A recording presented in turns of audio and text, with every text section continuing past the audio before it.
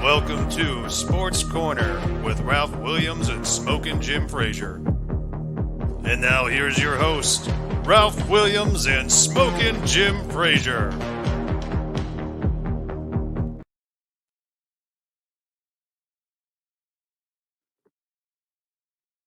Are you ready? You think you can tell us what to do? You think you can tell us what to wear? You think that you're better? Better get ready. Bow to the masters. Break it down. Yeah, break it down. Oh, you know, we are the Masters. We're the Sports Corner Show, and we're here every Tuesday, 4 to 6 p.m. right here on YouTube, Facebook, Twitter, or Twitch, and Twitter X platforms. I'm Ralph Williams, your host of the show. My co-host, Smokin' Jim Frazer. Smokin' Jim, welcome to the program. Hey, thanks, Ralph. I'm ready for this one. All right, Smokin' Jim, thank you as always. And we have some new sponsors as part of our show today. And also, this show's dedicated, as it always is every week, to my late father, Ralph Williams II, and my late nephew, Sean Negley Jr. And also, I want to dedicate today's show to my old friend, Lisa Gonzalez, who passed away last year. It's a one-year anniversary of her death as well. And also to my wife's mom. Her death day was today, and I want to also dedicate the show to her as well. We're nationally sponsored by the following. We're nationally sponsored by Amped Up Sports, ASAP Sports, CRSMmedia.com. Also, Fan First Sports Network, Galaxy Sports, Let's Talk Sports, Sideline Sports, Steel City Sports World, and TGI Sports Network. All right, let me get started with my rant today. My rant today is this, okay? Aliquippa High School, one of the best high schools, and not only just in Western Pennsylvania, but across the country. Yesterday, their coach, Mike Warfield, stepped down, okay? Now, he says it's for personal reasons, and again, maybe that's what they wanted to present to the media. But I have a weird feeling that this is more than just personal reasons. I think somebody is angry with Mike Warfield, maybe somebody in the alum, maybe somebody on the school board, maybe somebody in connection with the athletic department that might be angry with him or mad at him about the situation with the, although they won their appeal in court, or they won their court hearing to keep them where they are so they don't move up to six, to the WPIL in the six, you know what I mean? But not to move up to that. They fought it and they won. Okay, so maybe somebody in the WPIAL is angry with her. PIA, I don't know. But it's sad that a good football coach like Mike Warfield had to step down yesterday from Aliquippa. And we'll see where Aliquippa goes from there. And that's my rant for today. Smokin' Jim's wisdom.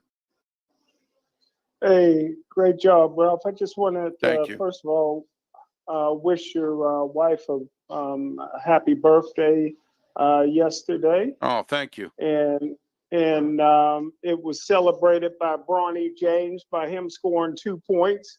Hey, listen, when he's not shooting up air balls, he's shooting up bricks.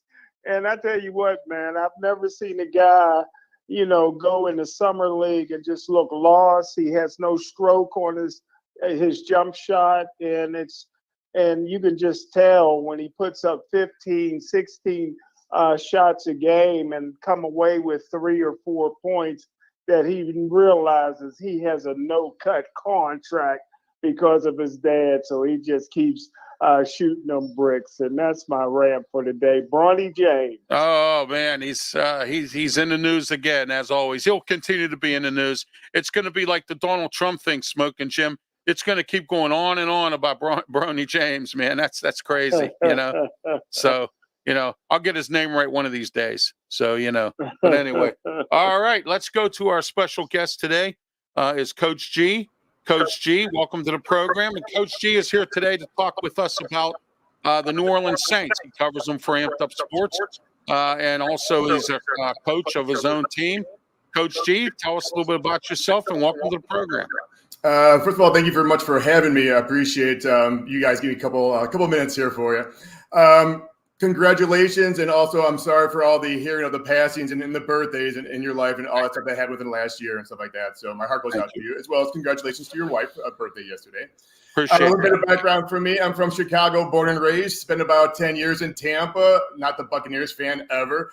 Then I came to New Orleans, and I became a Saints fan more and more so. So I got a little bit more love with the Saints, or the Aints, compared to the Buccaneers. Again, I was born and raised a Bears fan, so I have not a lot of love for the Saints, definitely no love for the Buccaneers, but I can take the Saints as my number 2 team for right now. It's not too bad. All right, Smokin Jim, you want to say hello to Coach G? All right, Coach G, can't wait to get into these New Orleans Saints. I like them as well. All right, Coach G, tell us a little bit about what's going on with the Saints this year. Dennis Allen is still the head coach there. I've never been sold on him as a head coach. Same. What brought the Saints to hire this guy? I think just potential, just the upside. It sounds like a lot of these younger coaches always have an upside until they can prove either yes they are or no they're not worthy of that position. I'm kind of like with you. I'm not really sold on Dennis Allen. I really haven't been as a head coach the last couple of years. So we'll see. I know last year they were 9-8. A lot of questions when it comes to the quarterback, the offense. This is the 3rd consecutive year they haven't been in the playoffs. So there's a lot of stuff that needs to be kind of revamped. And especially during this offseason, it looked like they tried to do that. They tried to get they did get a really good coach in. You might have heard maybe the last name, Kubiak. I don't know, something like that. But Clint Kubiak, offensive coordinator, who's been phenomenal in San Francisco, who's really good in Denver. And a lot of the places he's been, also Minnesota, it seems like he's got a golden touch. So for him to be brought in right now, that's pretty much what the Saints, as well as the fans, truly needed last year.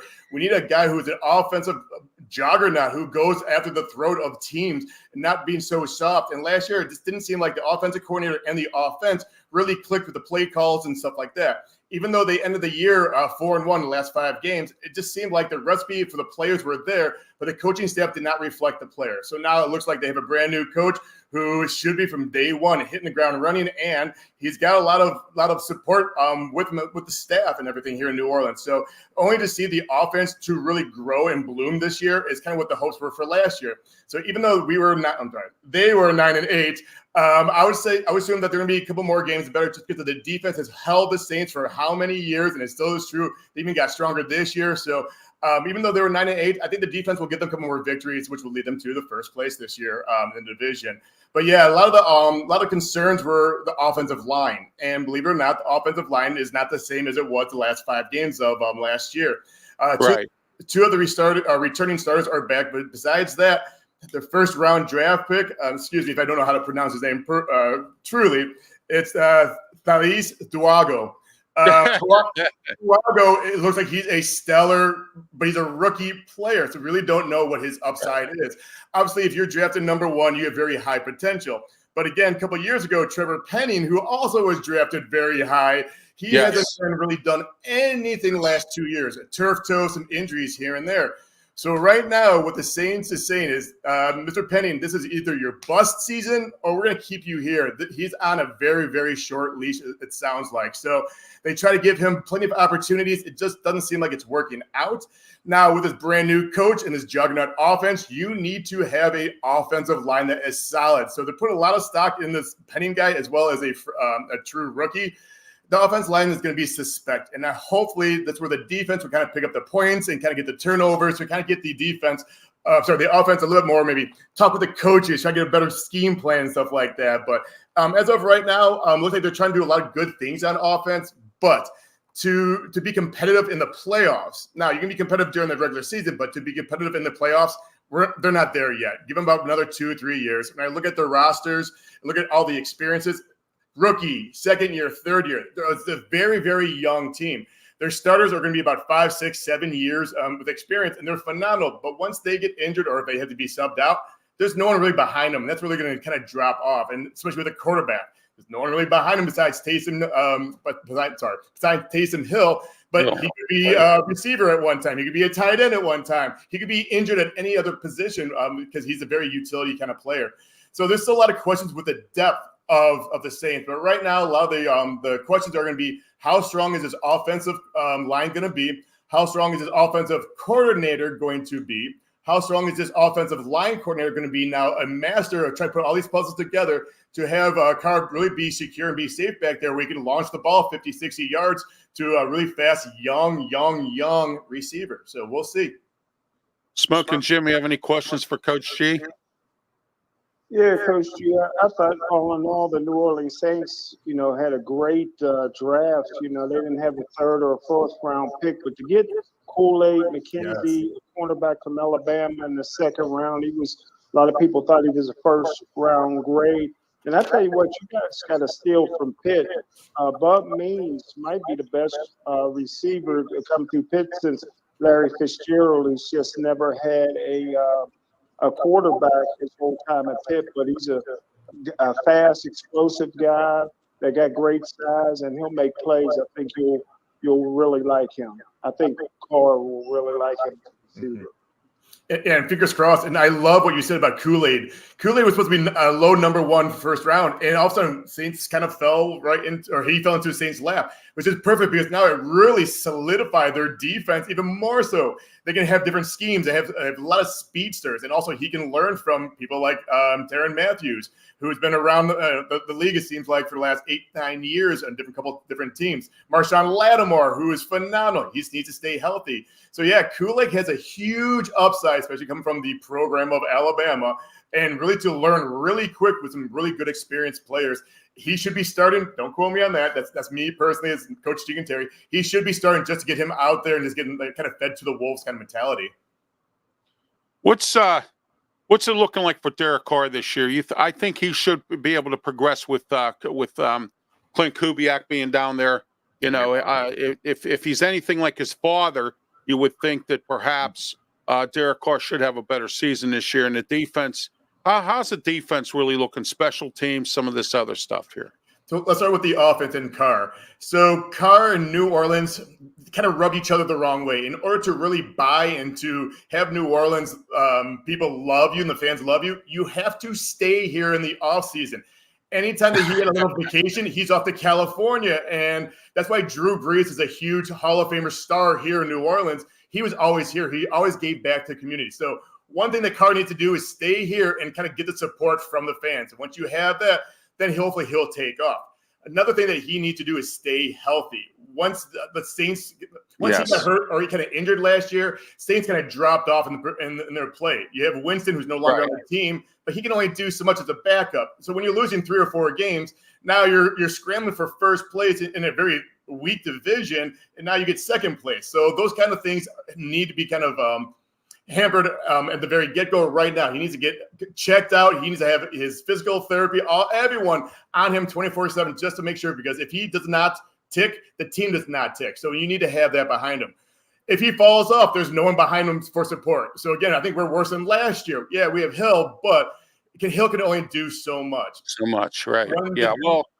One other thing I wanted to ask you real quick here. You got a weak NFC South division, okay? I mean, Tampa Bay screeched it out last year.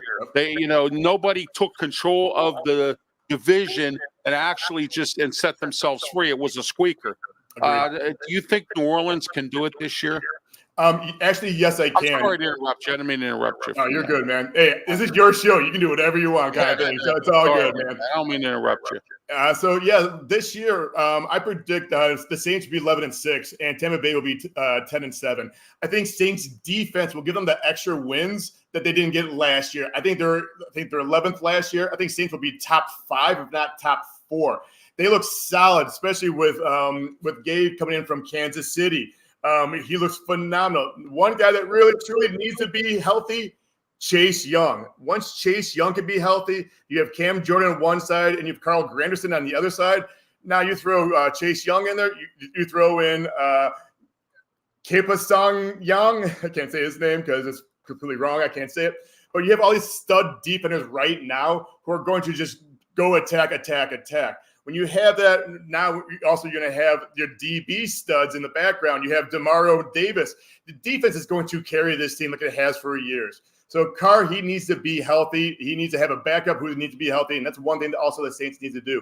They need to have a very good, say, name brand kind of backup, because when you have someone like Peterson, I'm sorry, I forgot his first name. Let me look at my notes real quick. Sorry. Nathan Peterson. Yeah, he's got 8 years. Gosh, you're in trouble. Nate Peterman. Yep. Oh, you're in trouble. And he's got 4 different teams that he's been on in 8 years. The consistency. Well, he's a choker, Coach G. He choked. Yeah. He was the Pitt. He choked in the Senior Bowl. He choked in a bowl game for Pitt. He's choked in Oakland, or not when he was in when it was Oakland. He choked with the Raiders. He's choked everywhere. Buffalo, he choked. He choked everywhere he's been. And my Bears drafted him. Like my Bears, so bad. And when he was with the Bears, he choked in a playoff game. Yeah. Or I think it was the Bears or the Bills. He was in a playoff game. He choked. He's a choker. So I call him the choker. So let's find him as our backup, because we've seen this in the previous years when our star number one gets hurt. What happens? This is not looking good. So that's what I'm saying. Every single trainer needs to be with Carr 24/7 just to make sure he's healthy, eating right, sleeping right, doing all the right stuff. Because it falls off immensely. Again, you don't want to put Hill in that position. Well, that Hainer kid don't look too bad, right, Coach G? I mean, he did pretty well last year for himself, didn't he? That what is it, Jake or Jeff Hainer or whatever his name is? Yep. Yeah. But just like this league, you need to have reps. You need to have a full year in of rep. Even though you might get your brains beat in, you still have that whole year of reps. He doesn't have that. So again, the fall off of our backup quarterback is awful right now. So Carr needs to stay healthy, and Kamar can only do so much. The running game can do so much because of our offensive and the defense can only do so much. If your defense is on the field too much, and Pittsburgh should know about that. When your defense is on the field, they're tired. They want to get off the field. I don't care how physically fit you are. If you're on the field 90% of the game, you're done. I mean, that's as simple as that. And I'm sorry. That's kind of what happened last year. The Saints defense was always on the field because the Saints offense could not go down the field, cannot maintain ball possession or time of possession. When you're doing 3 and outs, like you said, you're going to kill the defense in fourth quarter. That's where you win or lose games for the most part nowadays, not like 15, 20, 30 years from that ago. Right now, it's all about that last quarter. Who's got the extra strength, the extra juice, the extra whatever you want to call it. Saints don't have that right now. So we need to kind of protect ourselves as much as possible to have that energy, that we have a balanced offense and defense. And hopefully our offense will just kind of just take the time and put it right in their pocket and just kind of hold on to it. Have these long 80-yard drives and just soak up the time as much as possible. So when our defense comes on, you got angry dogs, salivating dogs waiting to get that quarterback. You have all these great stat players, so they just need to have the position. But if you kill their energy, there goes your fourth quarter. All right, Coach G. Any more questions for Coach G, Smokin' Jim? Just one.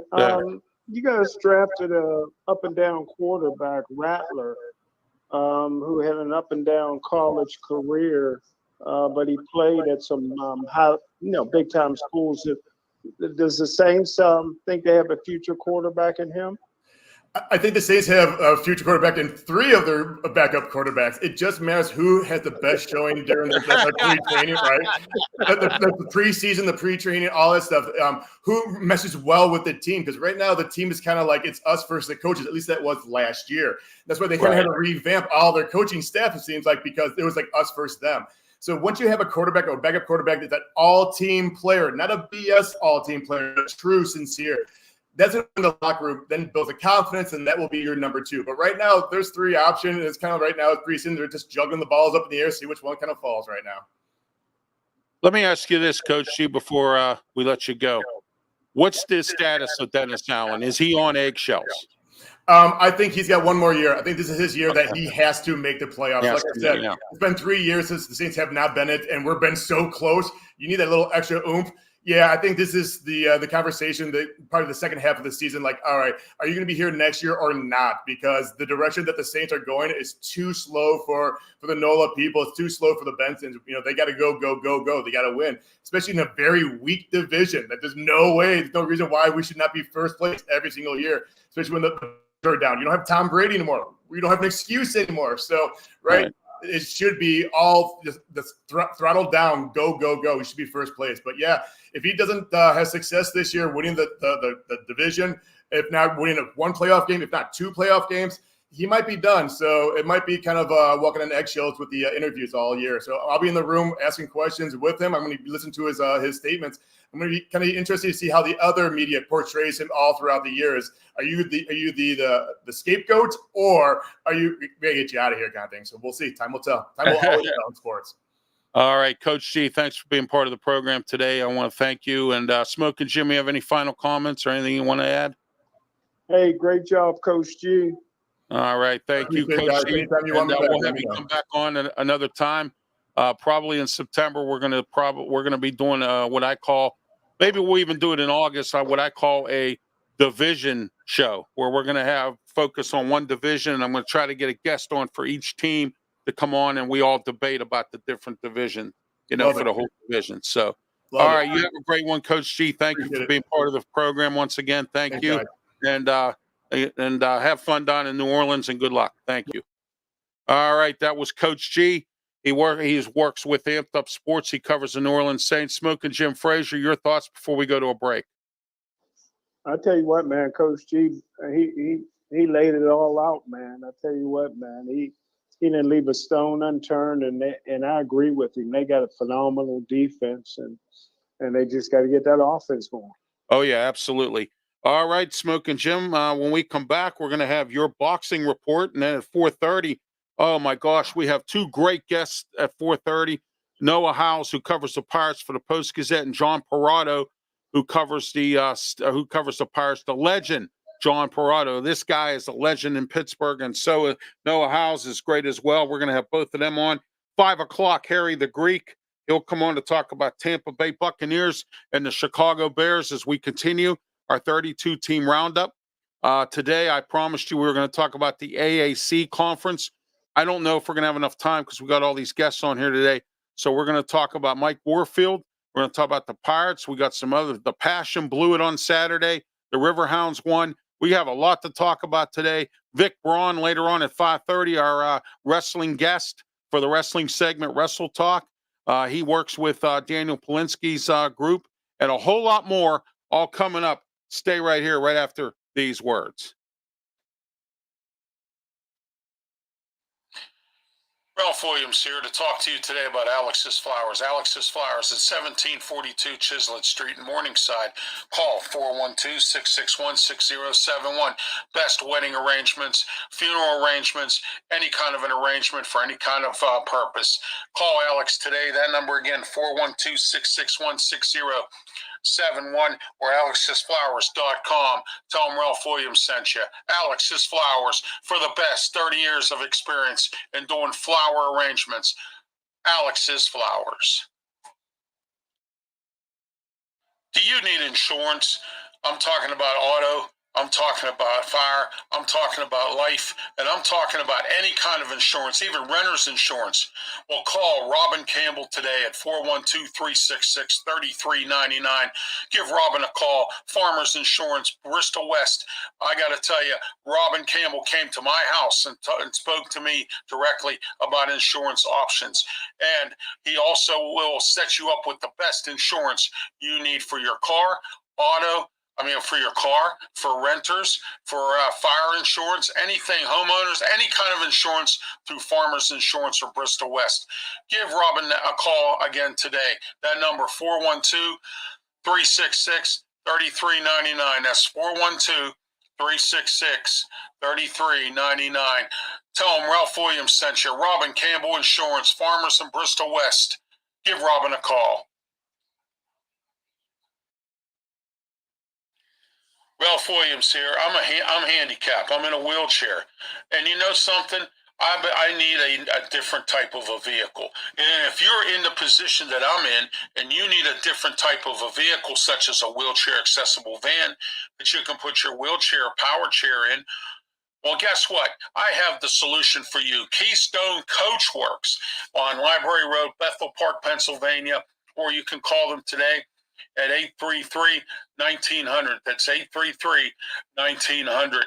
Give them a call today or get on their website and check out their selection of some of the best models of wheelchair vans that they have. Not only can you own, but you can rent and you can finance. Keystone Coachworks does it all for you, and they are the best at what they do. And they've been around a long time. So give Dawn a call. Ask for Dawn, 833-1900, and tell Dawn that Ralph Williams sent you. Keystone Coachworks for the best in wheelchair accessible vans. All right, we're back here at Sports Corner. Ralph Williams, Smokin, Jim Frazer. We're here every Tuesday, 4 to 6 p.m. And I want to thank everybody because last week I was on vacation, so we didn't have a Sports Corner show, but we had the most views of it. We broke our record from the week before, prior 2 weeks ago, at 54 to 63 views in the last 2 weeks on our show, Smokin' Jim. So we're moving up here, as they say in the Jeffersons, moving on up. We are moving on up here with Sports Corner show. All right, Smokin' Jim's Boxing Report brought to you by another new sponsor of ours, the Super 8 Grove City.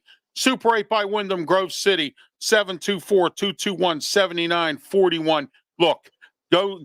If you're going to stay in Grove City and you want to visit the Amish in Valant, or if you want to go to Erie and you don't want to pay their expensive prices, then go to the Super 8 Grove City.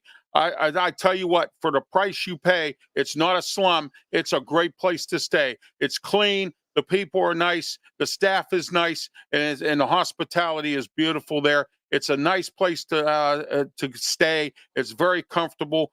Super 8 Grove City, 724-221-7941. Tell them Ralph Williams sent you. Smokin' Jim's Boxing Report. Well, I'll tell you what, Ralph, man.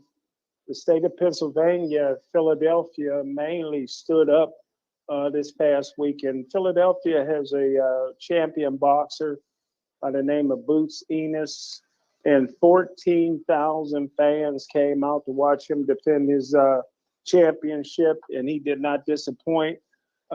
He had a 5th round knockout, and I tell you what, it looks like there's going to be more and more championship fights in Philadelphia. And I just kind of remind me of the day when Paul Spatafore was doing the same thing here in Pittsburgh, and it looked like after Paul Spatafore that maybe Marnie Mazer Clay or Warren Kimbrough was headed down that same path, but never got quite as big. But this Boots Ennis in Philadelphia is rejuvenating professional boxing in Philadelphia. They got a champion now, and the fans is behind them, and they love them. And it was a national TV, and Philadelphia showed very, very well the boxing fans there. So that's my boxing report for this week. All right, we're in the Mata Heating and Air Conditioning Studios. 724-201-0500. Call Mata today. Ask for Bill. Tell Bill Ralph Williams sent you. Look, it's hot outside, just like we're having a hot show today, but it's hot outside, and you better get that air conditioner fixed. If you need it, call today. Mata Heating and Air Conditioning, 724-201-0500. Mata Heating and Air Conditioning. Okay, coming up in a few moments here, we're going to have our 2 guests, Noah Howes and John PERROTTO will be on to talk with us about the Pirates. Both of them have a different perspective of what has gone on here with the draft. And also the All-Star game is tonight at 8 o'clock. Smokin' Jim, real quick, your thoughts on the All-Star game. Hey, long as Paul Skeens is a Pittsburgh Pirate, man, I'm a fan. I'm proud of him. He got to start, and the Pittsburgh Pirates pulled to 500. Now I'm looking forward to Paul Skeens versus Aaron Judge at some point tonight. I called for 500 this year, Smokin' Jim. You said 62 games and 100 losses, so we'll see what happens. We still have the second half of the season, so but yeah, and but I didn't make the thing that I said about the Steelers going to the Super Bowl. I haven't done that yet with the Pirates, but maybe one of these days I will. All right. So anyway, all right, let's get to our guest today. Noah Hiles, Pittsburgh Post-Gazette, covers the Pittsburgh Pirates, and John PERROTTO, the legend, who covers the Pirates as well. John, who's the new group you work with now? I'm doing columns for Pittsburgh Baseball Now, among other things. Oh, okay. Great. That's my main Pirate coverage can be found there. Oh, great. Yeah, I had a brain fart as to where where you were, and I apologize for that as well. So I just wanted to in Time Magazine also. Oh, great. No, well, I'm just kidding. I'm kidding about that. Oh, yeah. Noah Hiles, you've been on the show many times, but for our new viewers, and we have a lot of them now, tell us a little bit about yourself. You work with the Post-Gazette covering the Pirates. Yeah. I cover the Pirates for the Pittsburgh Post-Gazette. First season on the beat. I've got a long way to go before I have the type of clout the other guy who's the guest on this show has, John. But yeah, just traveling around covering this team. So that's all you really need to know about me is that's what I do. All right. Let's get started, guys. We'll start with you, John. Your thoughts on the Pirate draft? I like what I've seen. It's always kind of hard to tell because these guys, for the most part, you don't have too many Paul Skeneses that are less than a year away from the major leagues. But, I like the first pick, Connor Griffin, very athletic, very toolsy player. The thing that really, was the Gatorade National High School Player of the Year this year. Just turned 18. He's a little younger than most kids in his graduating class. And I like the fact that he stole 85 bases this year in the in the high school ball in 43 games. That's pretty amazing. And especially today in which, they've changed the rules in the last couple of years to try to bring the stolen base back into the game. It'll be interesting to see once he gets to the big leagues, Ralph, if that kind of speed and that kind of stolen base ability will make a difference for the Pirates. All right. Noah Hiles, your thoughts on the Pirate draft? Yeah, I mean, I agree with a lot of what John had to say. Just looking at Griffin, I mean, there's a lot of upside potential there. I think the only risk is his most questionable tool as a prospect is hitting, and they're going to really need to develop him as a professional hitter.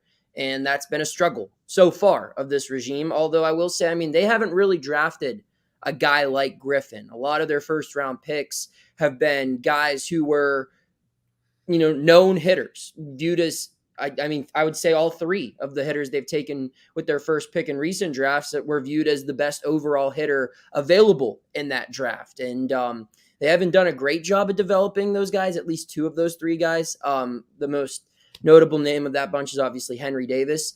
So they got to get better with development. But if they can get, the most out of Griffin, they potentially have another superstar. You look at the rest of their draft. I mean, it seems like they've gone pretty heavy with pitchers. I have the thing right here. They've taken 8 of them. Oh, they definitely went with arms, Noah. Oh, definitely. And that's great, Yeah, so. and they've developed arms well recently.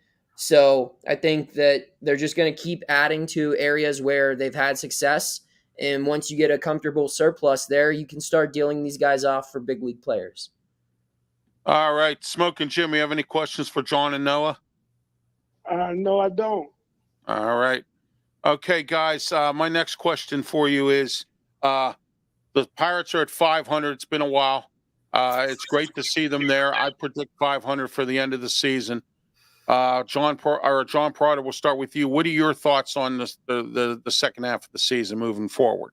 It'll be interesting because, their record is, like Bill Parcells always said, you are what your record is, and it really is what their record is what the Pirates have been. They came strong, really well out of the gate, and they finished with a really good road trip. And in between, they kind of spun their wheels the whole time. I would like to think that maybe this road trip to Milwaukee, now the White Sox are terrible, so I don't know beating them how much that means, but they did play well in Milwaukee, and we'll see if it carries over. I mean, they're right smack dab in the wild card race, and you don't have to have a great record to get into the playoffs this year. It certainly doesn't look like it. Maybe 83, 84 wins will get you there. I think if they can get some of their hitters to produce more in the second half, because I'm not convinced they're going to go make a big trade. I think they may fill in around the edges, but I don't think they're going to make that real eye-opening splash type trade. But if they can get Jackson Winsky, if they can get if Henry Davis could come back and hit some, go down the list of Key Brian Hayes definitely needs to have a much better second half if they're going to stay in the race. So if some of those guys can get going and the pitching stays solid, then yeah, they're good enough. I don't think they're good enough to chase down the Brewers and win the division or the Cardinals, whoever ends up winning, but I certainly think they can get one of the 3 wild cards. All right. Noah, your thoughts on once again, kind of agree with a lot of what John had to say. They've got to get more out of their power bats in the second half, and I would even throw Rowdy Tellez into that group, who's been one of the best hitters in the National League over the last 5-6 weeks. But he was so bad in April and May. I mean, he hurt the team, and this team's just got to hit more home runs. They've got to hit more balls into the gap. And you look at a lot of the guys they expected to hit home runs for them this year. I mean, hardly any of them have been doing that. I mean, Cruz has been fine. Reynolds has been really good. But, I mean, Tellez needed 2 months to get going. And we've yet to see hardly anything from Sawinski, Davis, Hayes. So they just need more power production. And they need to find a way to continue to string wins together. This sweep over the White Sox was their first time they swept any team since March, and their first time they've won 3 or more games in a row since early May. So they've got to be able to maintain this pace. They're going to be challenged immensely for the remainder of this month. When you look at the teams ahead on their schedule, I mean, you got the Phillies, who are really beating everyone in baseball right now, right out of the All-Star break. That's a tough challenge. Then you got 6 really big games against the St. Louis Cardinals for 3 of them, and then 3 on the road against the Arizona Diamondbacks. Those are 2 teams ahead of you in the wild card standings. And when you're only 1.5 games out, those games are very, very important. I think they'll dictate just how aggressive they will be at the trade deadline. And then you got to keep it going. You've got to find a way to maneuver, this pitching staff, knowing that you might have to give Paul Skeens a skip or 2 throughout the second half of the season in the rotation. How are they going to usher guys like Bailey Falter and Jared Jones back in once they recover from their injuries? And can they continue to get the most from guys like Marco Gonzalez and Quinn Priester, who have been efficient sometimes and not great in other times, especially with Priester in that sense. So they have some challenges, but overall, I mean, everyone's talking about the 500 record. If this team just won, I would even say 50% of the games that would be deemed a frustrating loss, it'd probably be a first-place team right now. They've lost a lot of very winnable ball games, and if you can reduce that number by self-imposed errors and just simply having 7 of your 9 hitters in the lineup being league average, it's probably a playoff team. It's just getting there. All right, Noah, thank you for that. And we're in the Mata Heating and Air Conditioning Studio, 724-201-0500. Call Mata today. Also, RXJ says, hello, Ralph, and I say hi back to you, RXJ, as well. And Smokin' Jim, do you have any questions for Noah and John? No, sir. All right. I'm going to ask you guys each an individual question here. Noah, you first this time. David Bednar, what's the story on him, and what do you think is going to happen with him going down the road here? What's going on? Is he coming back? What's the word? Is he going to be out for a while? No, I mean, he made a return this past weekend in Chicago. Okay. Yeah, and I thought he looked really good. I think he had, could correct me if I'm wrong, John, but I believe he threw a perfect 9th inning in his one outing back. And, I mean, that's big for them. They need, as I think good as the bullpen can be in the second half, with some of these younger guys really stepping up their game in the last month and a half or so. Bednar is the straw that stirs the drink. He is the most important person in that group. And if he's healthy and if he's performing well, that's a major advantage for the Pittsburgh Pirates. So, yeah, the fact that they got him back in the big leagues before the All-Star break, they got him a little bit of work, but didn't have to use him too much in Chicago, I think is a very big thing. John, do you think that they're with the trade deadline coming up, do you think they're going to make any kind of a trade to improve the bullpen? Maybe get a starter in here at a bargain price, or a reliever at a bargain price or something? You think there's anything out there? I think it will have to be the bargain price, or they'll need to trade somebody to open some salary. I've been told that the front office has been told they don't have the money available to make a splash move. Wow. So they're not going to get a Vladimir Guerrero or a Pete Alonso or some of the different people, that the fans are kind of clamoring for. But I do think you can still do things within a budget at this deadline. There are a lot of relievers that are going to be available that if they're not now, there's really only a few teams that truly can look at it and say, we have no chance to make the playoffs. But that's going to change here in the next week or two. I mean, eventually other teams are going to start falling off the pace and realize, like, hey, we don't have a chance. We need to try to trade some of our veteran guys and get young players. So I do think that there'll be enough relievers out there that they could add a reliever or two to shore up the bullpen. Starting pitching's a little different. There aren't a whole lot of starters on the market right now, and there's a lot of competition from a lot of teams for a starter. But I do think if Marco Gonzalez can stay healthy, that certainly, helps. So Martin Perez is back, and if he can get on track and at least be an adequate pitcher, I think that helps. I do think, Luis Ortiz is certainly taken advantage of his, time in the rotation. But no, I really don't think they're going to make a long answer short. I don't think they're going to make a big trade, but I think they can do enough to bolster their team enough to be a contender. Because again, in the National League this year, you don't have to be a powerhouse to get to the playoffs. And they're, as they stand now, they're almost good enough to get there. And I don't think they need to add like 5 or 6 players to be playoff contenders. I think if they add the right pieces, and again, they need some of the players they already have to play better, then they will have a chance at the playoffs. But I just don't see the real big acquisition coming this season. All right, Noah, I have a question for you here. What do you, well, actually, this is for both of you, but we're going to start off with Noah. Noah, have you heard anything about Brian Hayes getting traded or anything like that? There were some rumors going around. I saw something on the internet that there's a possibility the Pirates may be looking at that. Is that true? I haven't heard anything about that right now. And I don't think it would make sense to do it right now. It was a suggestion, though. I mean, it was also a suggestion. I mean, a suggestion, sure. But I mean, you're going to get the lowest value possible for him. I understand that he still has multiple years of control and still has that great glove. But with the injury history that's been well on display over the last 3 years and the inconsistencies at the plate, if you're going to flip him, that's probably a player you trade in the offseason. Right. If ever. And I think that that's a guy that they are heavily invested in, both financially and just as far as production goes. They are relying on him to be a key piece of this puzzle, not just this year, but multiple years to come. And sure, I mean, I do see a world where maybe a divide creates between Hayes and this organization if things continue to go poorly, not based off of anything that I'm hearing or seeing now, just if he continues to not or perform at this level with what he's getting paid here, it might just be a thing where they need to get rid of him. But I don't think we're anywhere close to that right now. All right. I think we have enough talent. If we were to trade him, I think we have enough talent in the infield. We've drafted a lot of infielders, and I hear we have a stockpile of them, so as well as pitching arms. So I'm thinking, and I do know we need some outfield help. Your thoughts, John, on this rumor about Brian Hayes?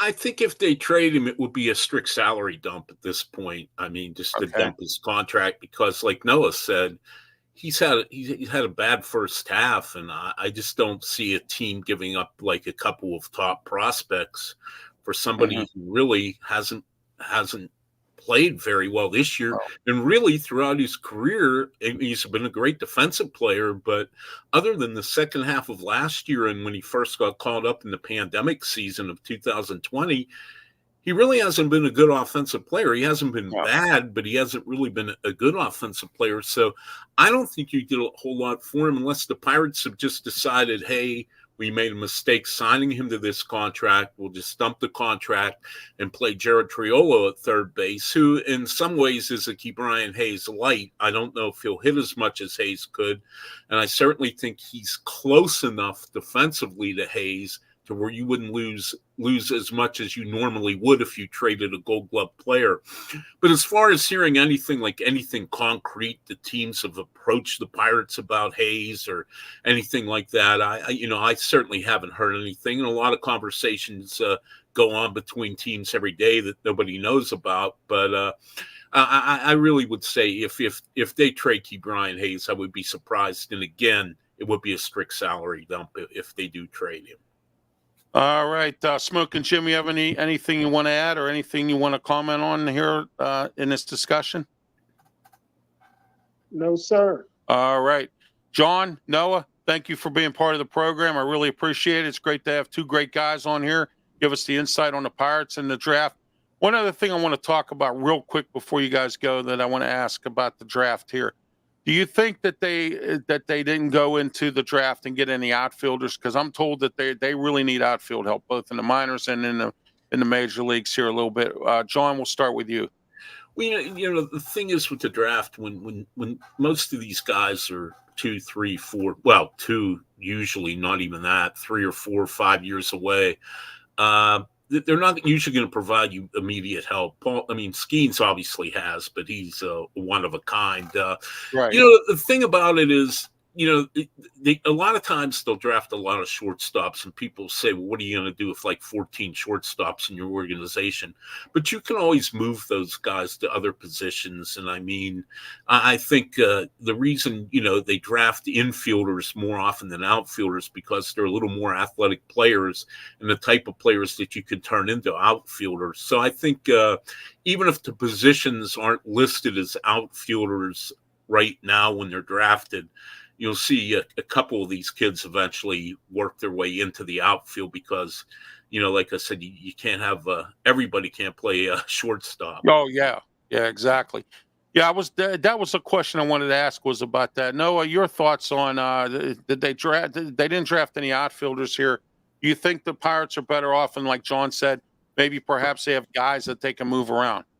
Yeah, that's just how it's going to have to be. Like, in especially where you're picking at number 9, when by the time they were on the clock, they could have maybe had a couple of guys in the first round with their options where if they drafted them, they could be up here in 2-3 years. But in that position, and you should do this pretty much at every pick in the MLB draft, you're taking the best player available because most of these kids they've selected are 21 years old or younger. And as John pointed out, they're going to need 3+ years of development in the minor leagues, some of them 4 or 5, depending if they were selected out of high school or not.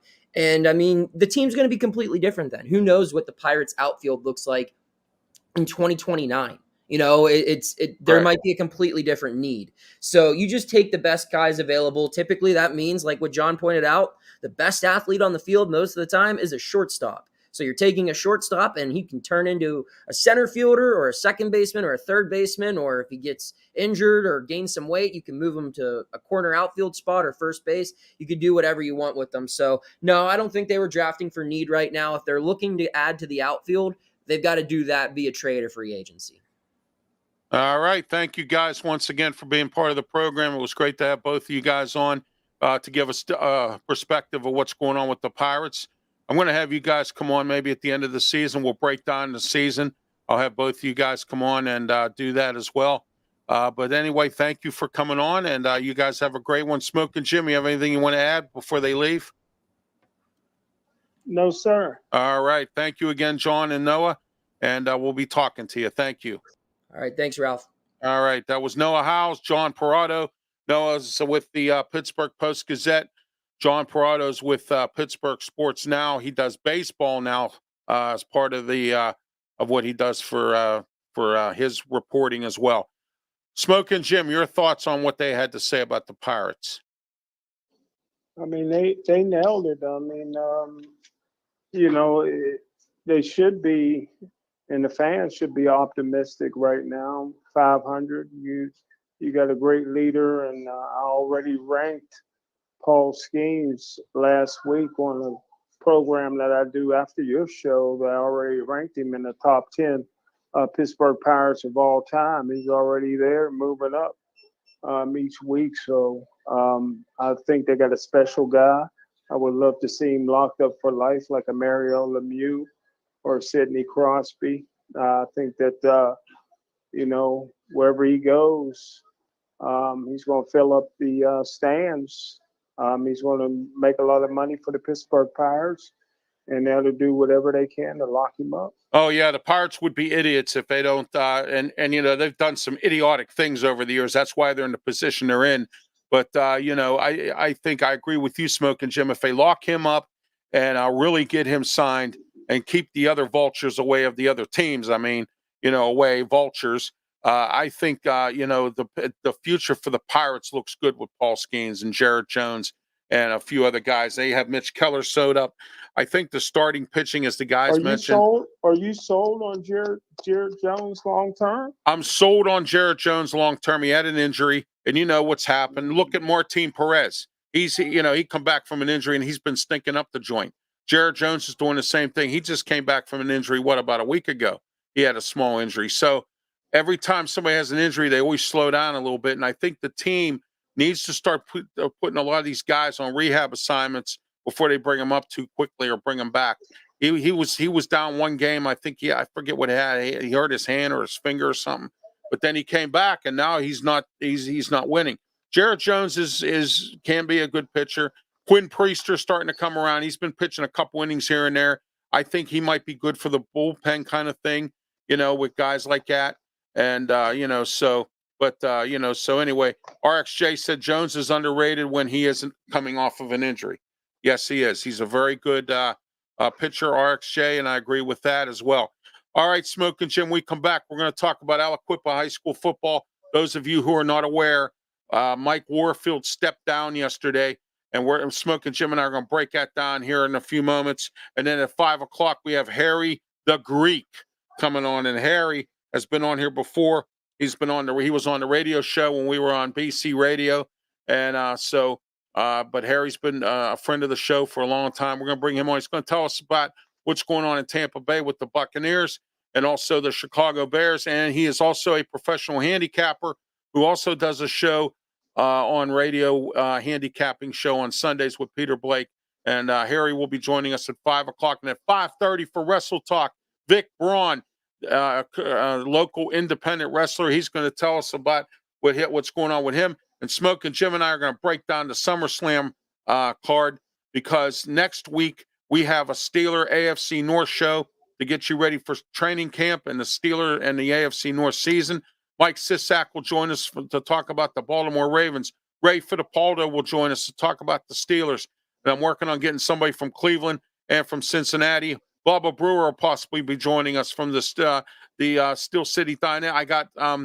I got Will Akins coming on. He does a podcast on Steeler Podcast Network. So I got a lot of guys coming on next week. We're going to break down the Steeler season and the AFC North as well. So that's next week here on Sports Corner every Tuesday, 4 to 6 p.m.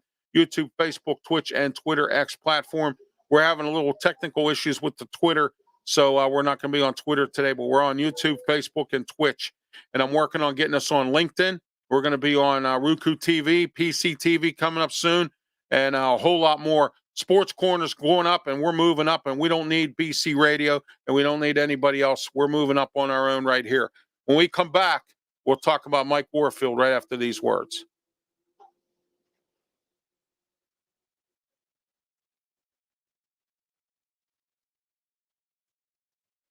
I'm Ralph Williams, here to talk to you today about sponsorship advertising.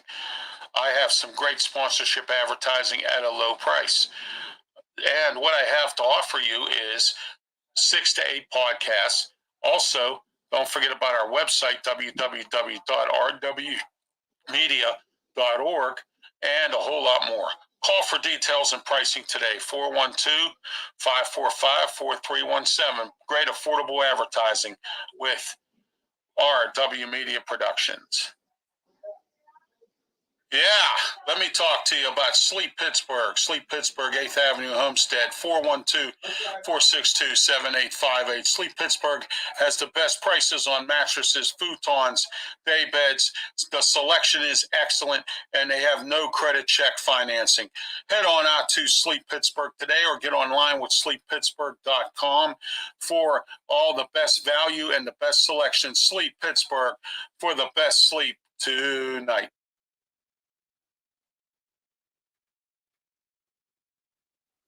Do you want great draft coverage, great draft information?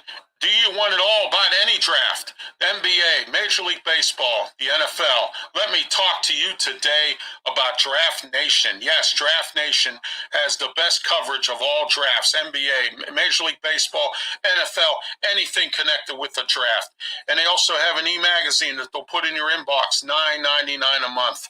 DraftNation.com. Check them out today.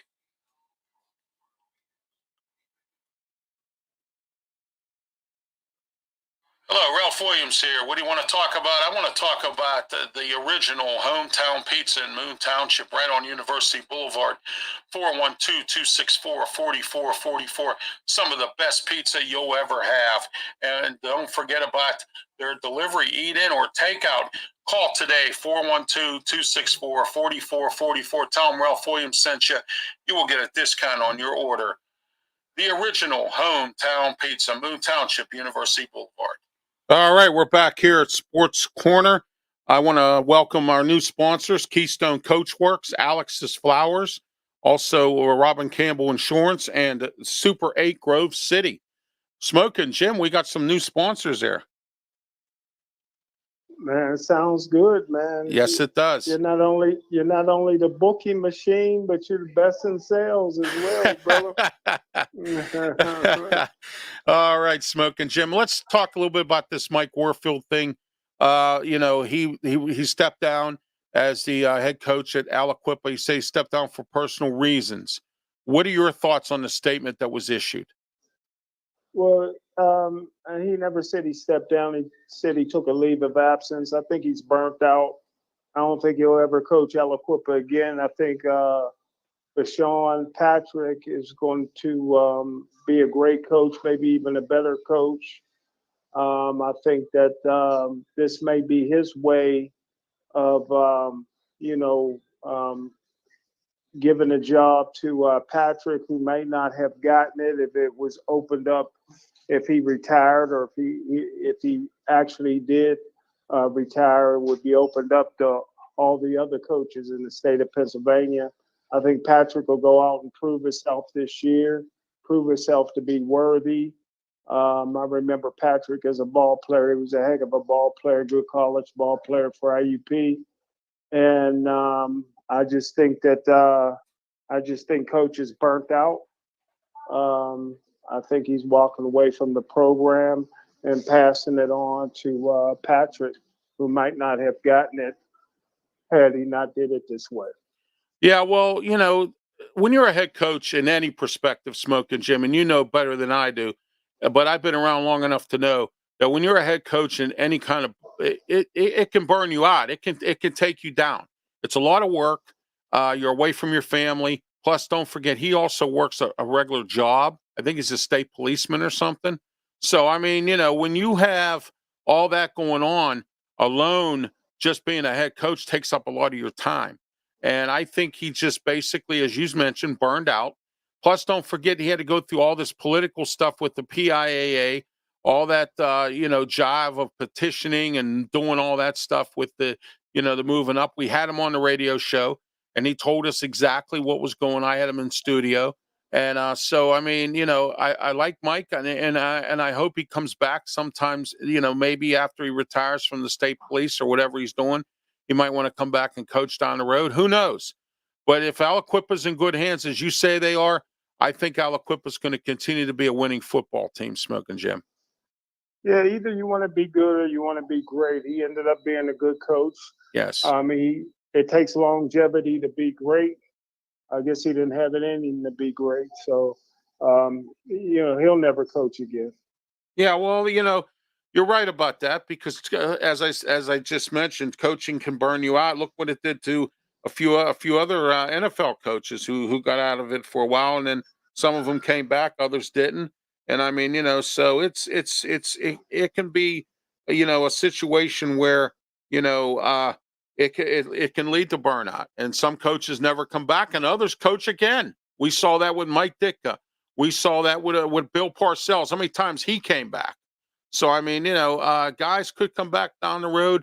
Maybe not. I don't know. But if they're in good hands, that's good. So we'll see what goes on here. And I'm getting ready to get a hold of Harry here, see where he's at. Harry, the Greek, is due on here at 5 o'clock for our show. All right, when we come back in a few moments here, after a few words here, we're going to start our second hour of Sports Corner every Tuesday here. YouTube, Facebook, Twitch, and Twitter X platforms. We're having technical problems with Twitter today, but we'll be getting back on it again next week. But we're here every Tuesday. We took a week off last week, but we're still, we're still here, and we're back. And next week we have our Steelers show, an AFC North show as well. And also, don't forget about the July 30th show. Is going to be our college football summit. I'll have I'm working on getting Kevin Kinder on from West Virginia. I'm working on getting Emmett Mahan on from Draft Nation to talk about Penn State, and I'm working on getting Jerry DePaul on from the Trib to talk about Pitt. It's going to be a great summit. We'll have all three guys on to talk about the different teams right after this.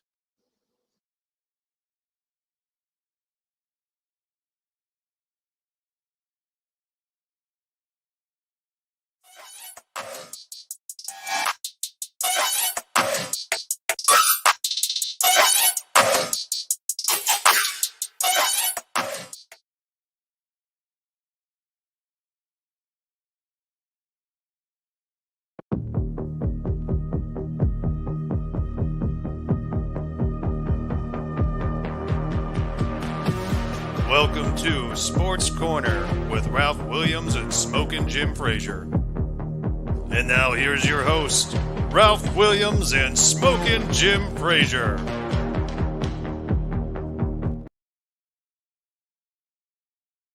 All right, Ralph Williams, Smokin' Jim Frazer, hour number 2 of our show here today. And it's great to have RXJ commenting today. Have to go. God bless, guys. Have a good one. Thank you, RXJ. It's great to have you on, as always, here on the show. You can comment as well. Comment section is wide open. Don't forget to subscribe on YouTube. And don't forget about our mailbag. And I'm going to read some comments here from the mailbag. Let's see here. Mary from Louisiana says, thank you for having Coach G on to talk about the New Orleans Saints. It was a great thing. Thank you. And you also put on a great show. Thank you for that, Mary. Diane from Florida says, Ralph, you guys are greatest, you and Smokin' Jim Frazer. We listen down here in Florida. And everywhere I go, Smokin' Jim, everywhere I've gone so far, we have somebody that watches this program. I was recently at Grove City in Erie, and you would be surprised of people. I see them. My wife goes into the store or into a grocery store, go into, a store. I was at the Grove City outlets. And I had people just swarming, come up. Hey, Ralph, great show. Ralph, I love everything you do. Ralph, it was so great. And it's so nice to know that we have an audience all across the country and around the world, Smokin' Jim.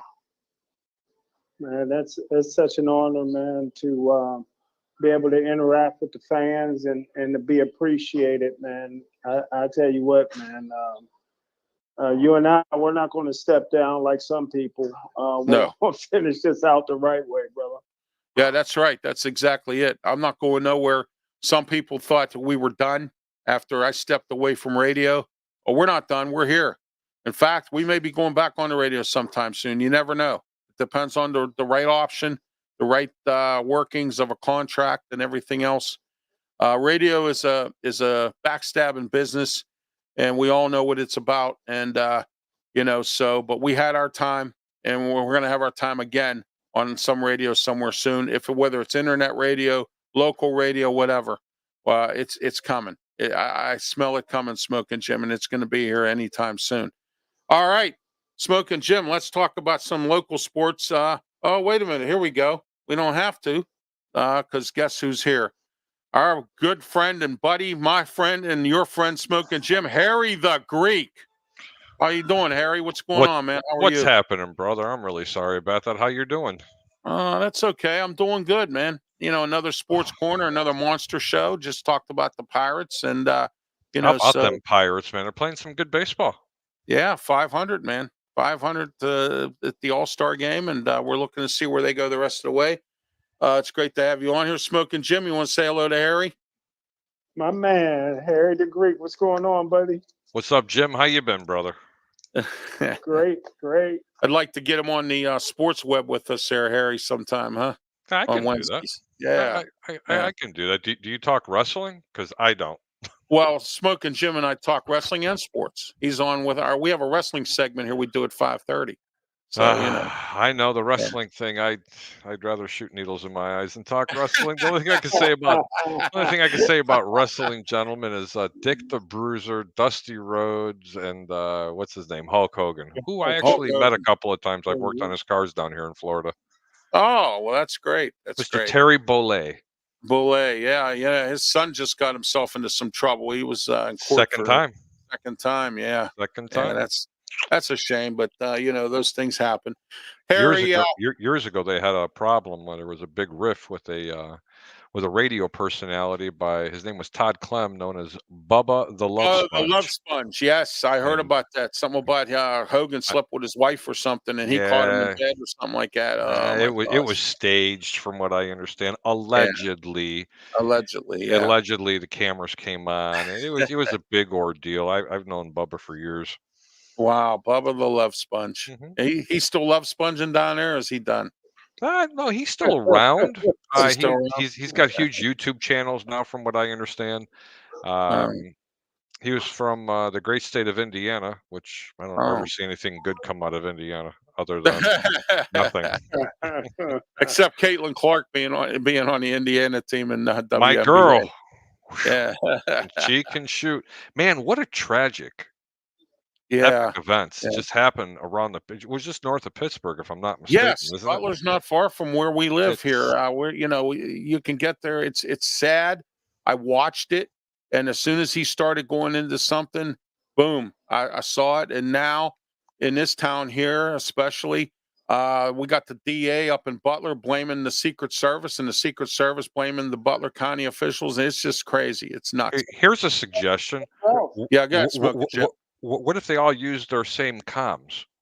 Yeah, that would have been an idea. Exactly. And what about the local? Go ahead. Sorry, Smoking Jim. I think the shooter was from Bethel Park. Yes, he was. Yes, he was from Bethel Park. I'm in Bethel Park. I'm in Bethel Park right now. Yeah, he's at the studios at Bethel Park TV, because after this, he does a Smoking Jim does a show with El Levine, the Talking Machine, Nick Callis, and Chip Hayner will be on tonight on the Pittsburgh Sports Line immediately following this show at 7:00 on Bethel Park TV on YouTube and Facebook too. So cool deal. Check them out. So, but anyway, Harry, go ahead. What were you saying?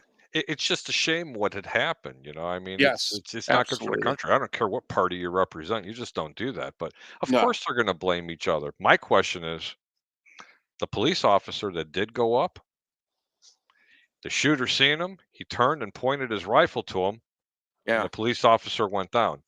Then there was a separation of time. Right. Why wasn't he taken out beforehand? That's what I want to know. There's a lot of because they said he might have had binoculars. What in the world are you doing on an elevated roof with binoculars? Oh yeah, absolutely. And also too, Harry, there's just a lot of problems with this, and a lot of skeptical questions. It's going to be talked about for a while, and it puts a bad light on Butler, PA, puts a bad light on the Secret Service, puts a bad light on this country as a whole. Because when 9/11 was around, we were united. COVID came, we did nothing. All we did was hide, and now all of a sudden we're doing this again. So here we are. But I think we've gone full circle in this country. It's a shame. It is. Really is. And I feel really bad for the. I feel horrible for the young man that lost his life. I mean, not that young, 50 years old, but right. From what I understand, he was a fireman. I mean, no one deserved to die. No. The only one that deserved to die, Ralph, was the guy with the gun who was shooting it at the president. Yeah. Yes. President. Yes. That was it. But I'm sure that's not what we came on here was to talk about, things like No, that. but I just tomorrow at 3 p.m. I'll be talking about it on Ralph's Opinion. So tune in on YouTube, Facebook, Twitch, and Twitter X platforms Without tomorrow. question, I have no problems coming on that to talk about that because I got Hey, some if you want to come opinions. on with me tomorrow at 3 o'clock, we'll talk about it all through the whole hour because I'm on for the whole hour. Tomorrow I have my show, Ralph's Opinion. It's a shame. So what do we got going on in the world of sports? Anything you guys In the want to world talk of about? sports right now, I want to know what the reason I brought you on was to tell us about what's going on with the Chicago Bears. I know Caleb Williams is the number one draft pick. I've been on some other shows across the country, and they're saying that he's a bum and all this other stuff. Your thoughts on Caleb Williams? What do you think the Bears can go with this? Caleb Williams, if we can get I meant by Caleb Williams. I'm sorry, I said Caleb. Whatever. Caleb himself, he's I don't know, man. He really needed an agent. Someone really needs to make this young man understand that you haven't even taken a snap in the National Football League.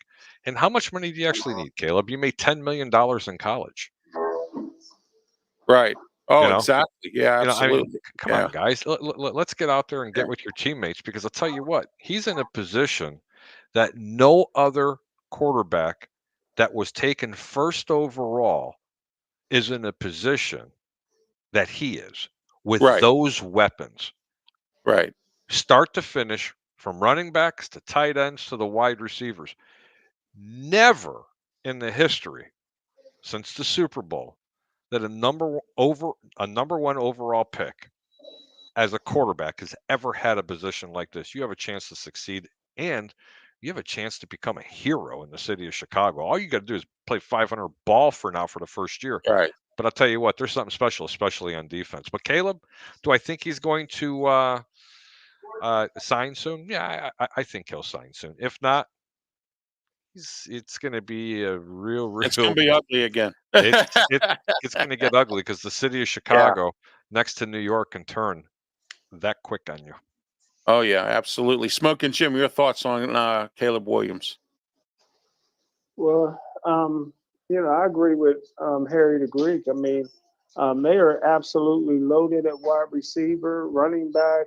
They got another great wide receiver in the first round. Roma Dunze. A doozy. Yeah. I mean, all the guy got to do is play. They haven't had a great quarterback as far as passing statistics in Chicago forever. So all he has to do is just come in, man, and have fun throwing that football around. There's a rookie salary cap. I mean, he should have been signed. Yeah. There's no wiggle room with that. So. Right. He says he knows his worth. I don't. I know my worth too. I know my worth too, man. I mean, nothing personal. Smokin' Jim, $1 maybe. Smokin' Jim. I got to tell you, man, you can line anybody up under center in that offense, and all you got to do is just hand it off to DeAndre or Khalil or even the new kid that they picked up, Roshan Johnson last year. I mean, come on. I mean, you got Cole Kmet as a tight end. You got the other tight end from the Chargers as well as a perennial Pro Bowler. You've got DJ Moore, Keenan Allen, and now Roma Dunze. Are you kidding me? I'd be like, hey, y'all, can I pay you to play? Too well this year, guys. I think Matt Everfluss needs to be fired. I mean, that's the bottom line. Well, the defense itself is really where it's going to shock you. Did you know they were number one against the run last year? Wow. How about that? And how about this? And they had only one pass rusher, and it came in the second half of the season. Wow. Okay. You've got Montez Sweat. Where they really excel defensively with the Bears guys is that linebacking core is top 3, top 4 in football right now. And that secondary, bar none, is best in football. That entire secondary is loaded. Well, can they compete with the Lions this year, Harry? Do you think I mean, because the Lions are it. They're number one. I mean, we talked about this. We've talked about this. I've watched the Lions, and I'm not saying this from being a Chicago fan. You have to remember, I'm a professional sports handicapper, and I don't bet with my heart. I never have, I never will, and I implore anybody, if you want any kind of success in the world of gambling, you cannot bet on your home team because you got a feeling. You got to let it pass the eye test. I watch a lot of coaches' tape. With that being said, I watched about a half a dozen games, and it wasn't too long ago. because I did an interview with CBS Sports Radio not too long ago, and they were asking me, Greek, what teams do you think are going to have a small regression this year and may not make the playoffs? Can you give us a couple?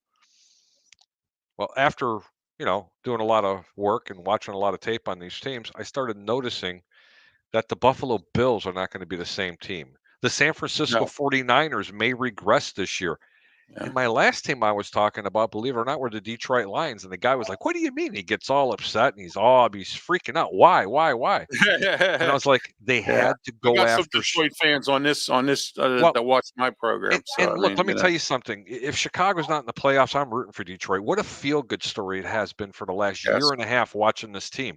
Let me tell you something. From the pits of hell, okay, this team came from, and they've became a really good team. But here's where the mistakes are being made. Jared Goff is not even your best quarterback on this team. Right. That young man who's sitting on the bench, that's your future. That's your and I'm telling you, Malik, Jared Goff is not going to get you there.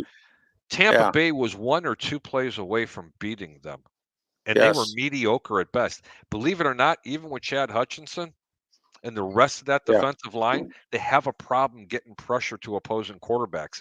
And let me explain. They have to blitz to get there. And really, really good defenses will apply pressure with a 4-man front and then rely every once in a blue moon to disguise their pressures to be able to get, their linebackers or a safety or a corner coming in off the blitz. This team blitzes almost more than anybody in football. Next to Tampa Bay, they blitz an enormous amount of time. And when you do that, you give up a substantial amount of yards. Hence the reason for Detroit to go. A lot of their draft picks were defense, especially in that secondary. They've acknowledged that they have a problem, but the problem wasn't the secondary. The problem was the front four and their schemes that they were playing. And what I did notice, and I hate talking this long, is they were not really gap disciplined. Believe it or not, this team, as well coached as they are, you can torch them because they just did not play very well in their gaps.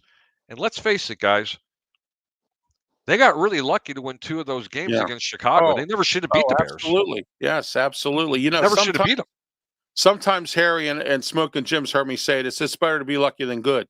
Oh, in gambling, I believe that thoroughly. Thoroughly. Exactly. I'd rather be lucky than good any day of the week. But that's the truth, guys. That's what I see. And that's why I see Detroit possibly having a small regression this year. They're still going to be a really good football team. Anytime you got Amon-Ra St. Brown, you got a stud tight end.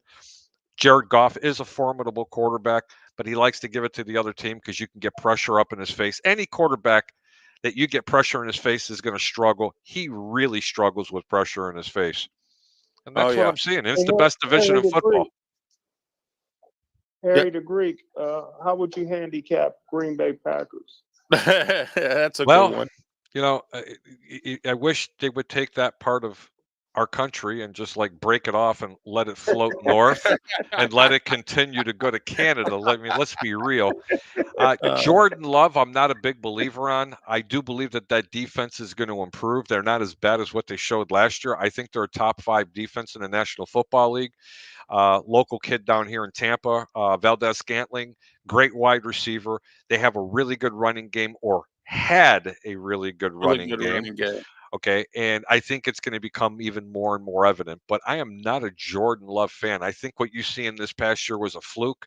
I'm not going to offer an opinion. I think they're going to be there to the bitter end, and I truthfully think that the division's going to be between Chicago this year and Detroit. Yeah, absolutely, because I don't see Minnesota doing much. I think they're going to regress. I laughed. How can you regress? They were the most underperforming team there was. You had Kirk Cousins. You get rid of them, and then you go, and then you get Sam Darnold, who, by the way, can play quarterback in the National Football League. But they are so enthralled with the right system and the right coach. They are so enamored with this young man that they picked up from Michigan. Yeah, I know, J.J. McCarthy. Come on, man. Smokin' Jim, your thoughts on Minnesota? Yeah, my boy, the wide receiver from Pitt, Jordan Addison. DUI. Oh my God, I love him. What happened to him? He got a DUI. Oh no, that's not good. That's not good. He's going to face some suspension time for that. Yep. So It don't look good. They're paying a ton of money to one guy, Jefferson, and he's worth it. But they Harry the Greek said, they don't have a quarterback. Well, they got Sam Darnold, but if they don't try to rush this young man, J.J. McCarthy, to come in, because honestly, look, man, in 2/3 of the football teams in the National Football League, their favorite quarterback's the one that's sitting on the bench. Okay, if they give this guy a little time to develop, I think he could be serviceable. I don't think he's gonna be a superstar.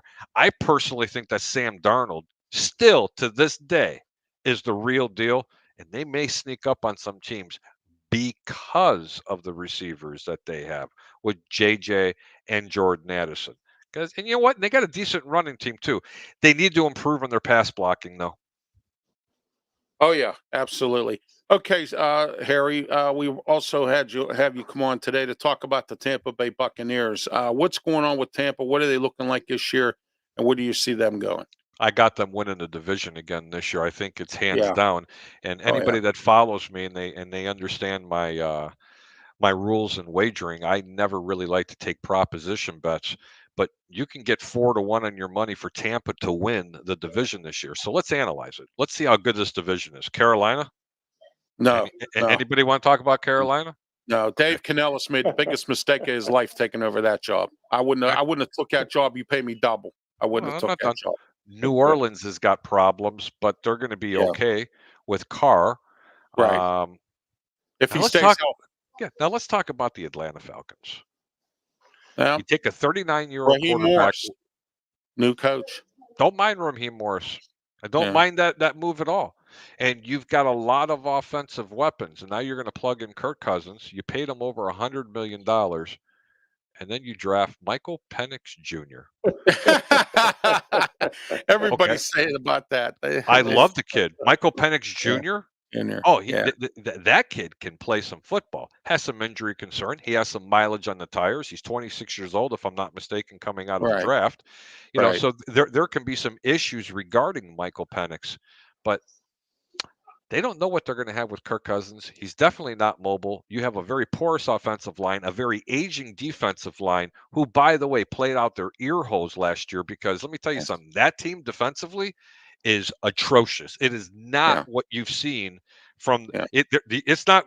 Trust me, that was smoke and mirrors last year. Covered bear at defense. Let's put it that way. Yeah, but they had a decent season last year. They didn't really make any kind of improvements. And you have an aging defensive line the way they are. Nah, I think Tampa, and I'll tell you why I like Tampa so much, is because they're going to be able to run the football this year. Right. Oh, yeah. Baker was on a prove-it deal. They picked up the center with the 27th pick like they were supposed to. They've addressed that offensive line who can play three different positions. Plus, they ended up getting they got Jordan Whitehead back. Yeah. Yeah. They got defensively, they're going to be fine. And now how's that you can run Savassier Dennis looking this year? Awesome. Okay, good. Awesome. The team just looks That's why. The team looks really good. They look solid. And the pundits are giving them zero credibility. Oh, I know. Again, last year you got some of them going, they might win 3 or 4 games. Really? Yeah. Yeah, they're still on it about the head coach. Oh, geez, forgot his name off the top of my head right now. Bruce Arians is sidekick there. So anyway, but I know who you're talking about. Todd Bowles. Yeah. Todd Bowles. But then again, I mean, Peter and the boys. He didn't do well at the Jets. Oh, he wasn't a good head coach. And then all of a sudden they pull out the playoff win last year, and everybody shuts up. So look, I said it in the middle part of the season. Tampa came out and started the season pretty decent. Then teams figured them out, that they tried to make them one-dimensional, get pressure up in Baker's face. Then they went on that middle part of the season. They started looking horrible, and I was like, okay, they're going to be fine. They started that little winning season. They started winning. And about 3 games to go, I was like, hey, guys, I'm not sure you really want this team to win a playoff game this year. They're like, well, why? And everybody's like, oh, you hate the Bucs. You hate the Bucs. And I was like, no, I'm going to tell you why, because it's going to cost you more money. You ended up getting Baker Mayfield last year for $4 million. He's proven it that if you improve this offensive line, because let's face it, when Ryan Jensen, the center, went down, it really created a lot of holes for this team. He's the field general. He's the one who's helping the quarterback locate things going up and down the field. But here's what I'm trying to say. If the Bucks win a playoff game, Okay. it's going to cost your team about $40 million more than what it should. Because Baker Mayfield was your field general. What'd they do? They won a playoff game. They could have won against Detroit, and then Baker Mayfield was one of the hottest commodities in the free agent market. Well, they re-signed them. I think they signed them to a relatively decent Right. contract that was team friendly as well. Right. Okay. All So right, what are they Harry. going to do this year? I think they win the division, guys. Well, that's cool. That's good. Smoking Jim, any questions for Harry about Tampa Bay? No, sir. All right. Harry, give us a little bit of handicapping advice here before you go, and we got to get going because we have our guest coming on at 5:30 for our Wrestle Talk segment, Vic Braun. So tell us, give us some handicapping tips, and tell us a little bit about your show and some other things. Well, a little bit about me. If you want any handicapping tips, here's what you want to do. You want to follow the Sports Web. Monday and Wednesday nights, either on Facebook, YouTube, Twitter, and however many more platforms that Peter Blake wants to go ahead and throw out there. That's fine. I also have a show called The Over Under. We will be kicking that back up here probably within the next 60 days. And the Over Under usually happens either on a Saturday night or a Sunday morning, where myself and Peter Blake and or Ray Kennedy, Tampa Bay Ray, they are my co-host, and we break down and dissect game by game by game, and then we select which games that we really like. Last year, we picked at a clip at around 70%, believe it or not, against the spread, and that's 2 years in a row that we've been on fire like this. Horse racing. You guys like horse racing? Saratoga just opened up again. I'll tell you what, they're only open for a couple more weeks. It's always a great meet. It's always great to get out there and watch them. But you know what? Here's the advice I'm going to give you. Always bet responsibly. And as I always say, keep your bets low and your returns high. All right. Thank you, Harry, for being part of the program today. It's been great having you on talking about the Bears and the Tampa Bay Buccaneers. All right. So, and say hello to Peter for me. And I'll possibly be talking to him tomorrow night. And so, you guys have a great day. Smoking Jim, you take care of yourself. You guys stay safe up there. And let's just have some fun, okay? Great show, guys. And thanks for having me on. All right, Harry. Thanks. Harry the Greek, our guest here. Coming up, we have our guest for the Wrestle Talk segment, which is going to be coming up right after these words. Vic Braun, independent wrestler, will join us right after these words. Ralph Williams here today to talk to you about Allied Powers Wrestling Federation. Allied Powers Wrestling Federation is a great independent wrestling company owned by promoter Bubba Brewer, who has been on Wrestle Talk shows with me, Ralph Williams, and Smokin Jim Frazer. Well, their next event is coming up August 24th at the Castle in Johnstown. For some great independent professional wrestling, come on August 24th, bell time, 7 p.m. Get your tickets on AlliedPowersWrestlingFederation.com.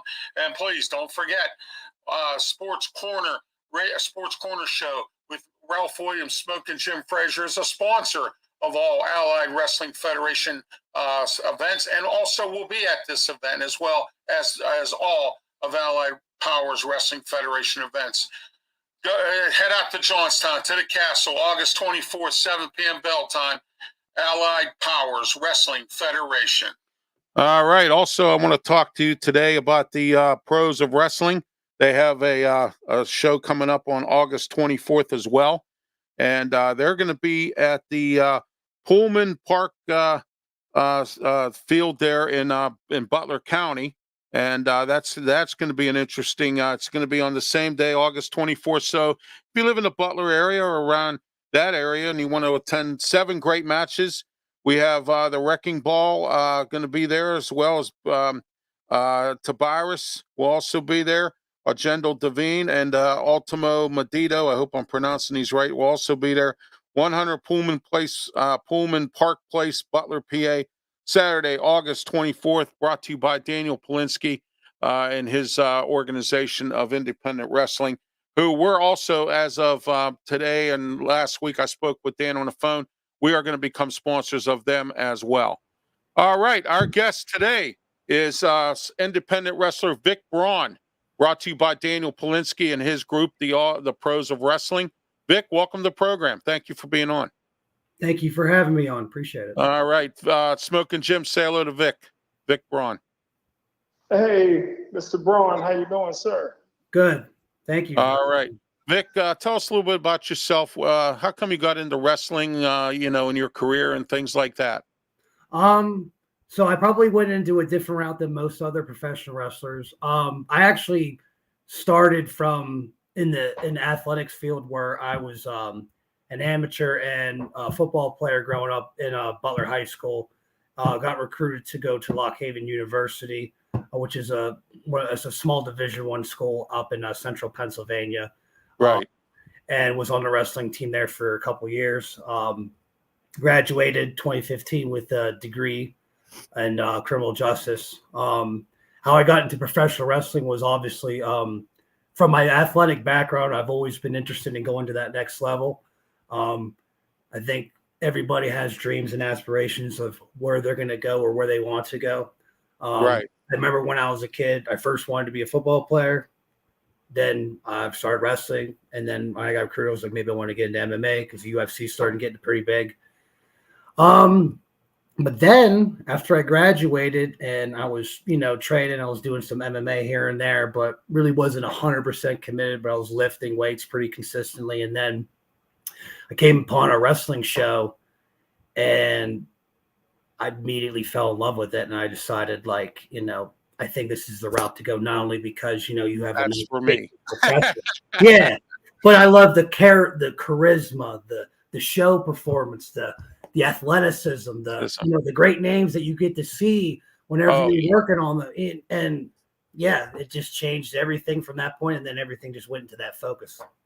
Oh yeah. It's like, I'll tell you what, Vic, when I was in high school, I went to a trade school and I took up auto mechanics, auto body, small engine repair, that kind of thing. Okay. Then one day I was driving in my car going to school one morning, and Jimmy Roach and Steve Hansen had left DV. Scott Paulson took over, and I said, you know what? I want to do what he's doing, Scott Paulson. So I went to school to be a broadcaster, and of course, I never made it big in radio in this town because of all the politics involved. But we all know how that is. But anyway, this is the next best thing for me right now. But I had a show on Beaver County Radio, but due to a contract dispute, we had to take it off. So now we're back here podcasting. We're about to go on TV with Wrestle Talk real soon on PCTV in Pittsburgh. So, but Vic, you're with the Pros of Wrestling organization with Daniel Polinsky. You have a show coming up August 24th. Who are you wrestling in that show? Are you going to be part of that? I think that is to be determined, and I don't want to get ahead of Dan because I don't know if he has a special announcement, and I don't want to get ahead of him. So yeah. I'm gonna let him take that. Yeah, I'll have him come on and announce that. Yeah. Yeah.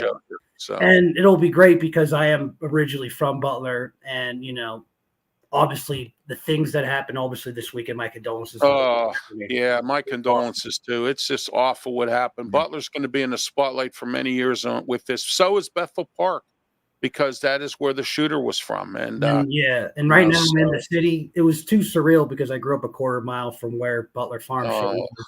And I live in Pittsburgh, so I'm in between both of those worlds. It kind of very enlightening moment where I think,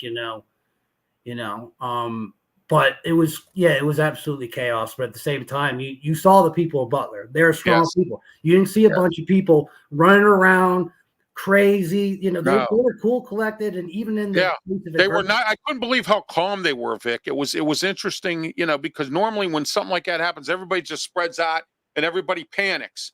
And I noticed there were a lot of calm people there that just said, "Okay, look, this happened, and we're just going to sit here. We're going to ride out." And where people are helping each other out, which was a nice thing.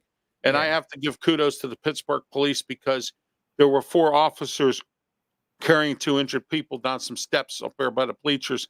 And if it wasn't for them carrying them down the steps, they might not have made it. So, I mean, it's great to see, that the law enforcement that was there, that was involved. Now they're pointing fingers at each other, and Butler's going to be on the map for a long time with this, just like East Palestine, Ohio, just like Youngstown with the explosion, all that stuff. They're going to be a fixture in everyone's mind about Trump, and this rally. Yeah, So, it's unfortunate that it's going to be infamous, but at the same yeah. time, I think having this show next month is going to be super It's going to critical be for that super. public Yes, it is. because Yes. Unfortunately, I can't be there because, and I can't be at Allied Powers Wrestling theirs either because we sponsor them or we're sponsors on with them because I have some business stuff I have to take care of up in Erie, so I can't be part of it because I'm going to be up there doing some marketing of my shows and stuff. So I'm going to be up in Erie. I So understand. but yeah. So anyway, Vic, who's your favorite if you were to watch wrestling today, who's your favorite right now? I mean, I'm talking about in the WWE, AEW, MLW, TNA, Impact, ROH, NWA, that kind of thing. I'd say probably right now. I mean, I like big physical men, and I like Braun Breaker. I think he's a Oh physical my specimen. gosh. Dude's a Yeah, stud. he's Complete he's stud. going to be a champion. He is. I don't know if it'll be sooner than later, but so he Yeah. has to stop getting suspended. Yeah. He has to stop getting suspended. It's- Hey, Vic, how much time do you have? Would you like to stay? Smoking Jim and I are going to go over the SummerSlam card, and we'd like your opinion on some of what the card's going to be. So, Sure. you want to stay on board for a little bit? That's fine. All right. Okay, great. Yeah, because I had Dan Polinsky on, and I had a guest that was supposed to be on, and he was late. So I ended up having Dan and this guest talk sports instead of wrestling. But we got what we had to get in, so it was good to know, and all that. So, all right, I'm going to pull up the card here for the SummerSlam, and you, me, and Smoke and Jim, we're going to give our opinions on it. But the one match here that I'm interested in, Solo Sikoa versus Cody Rhodes. Your thought on that? We'll start with you, Vic, since you're our guest. Obviously, I'm a huge. I like Cody Rhodes. I think he's a stud.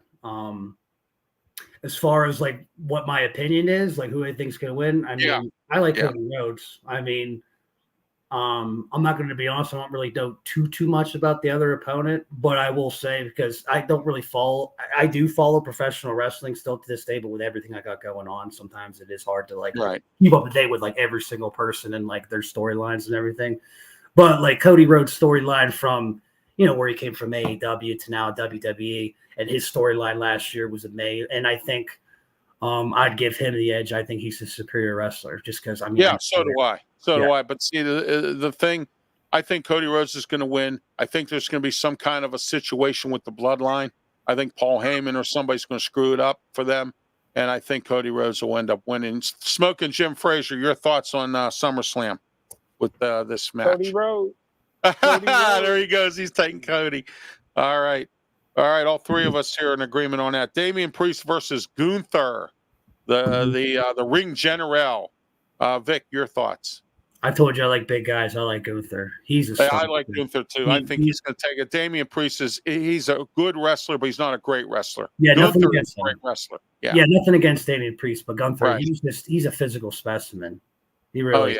Yeah. And he's got great character, and he's just massive, man. And then losing the weight, he looks great. Like he does look great, and and I tell you what, he showed me something in the Sami Zayn match. I mean, he was pulling stuff out I never saw.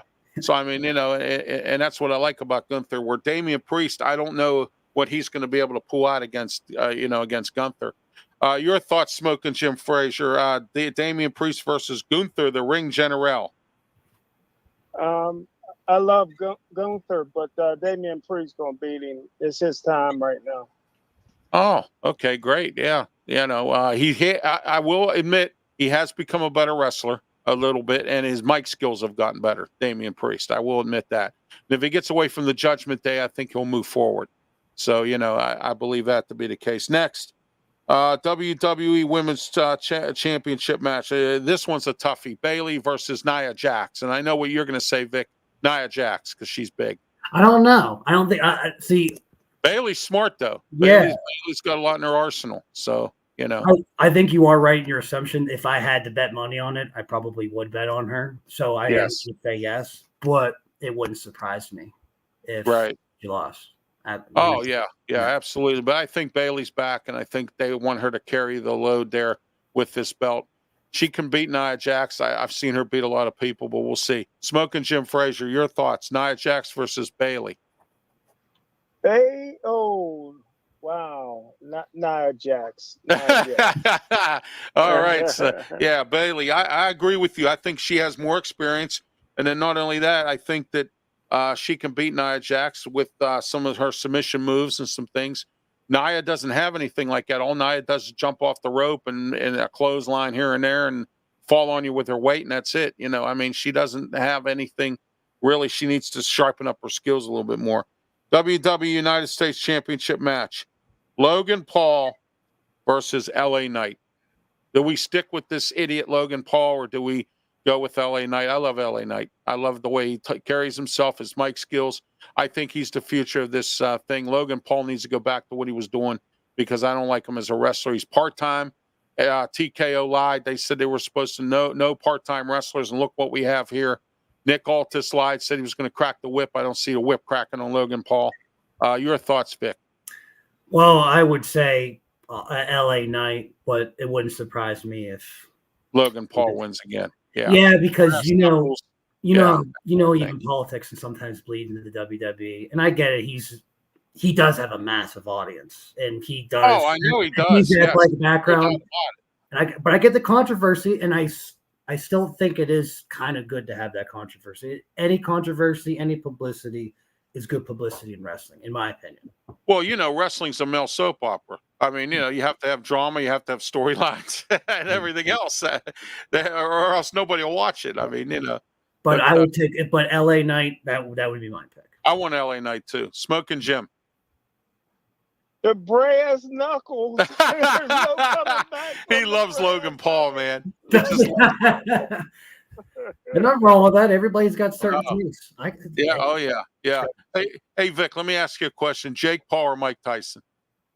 In that Well, obviously you have to go with Mike Tyson, but the thing is, he's almost 60 years old. Time's undefeated. Like, yeah. And the fact that he got hurt right before that fight was supposed to happen, that was just, it was devastating because everybody even wanted to watch that fight, even though I don't know how that would turn out. I mean, obviously I'm going to go with Mike Tyson because I cannot peg myself to bet against him or to say he wouldn't. Right.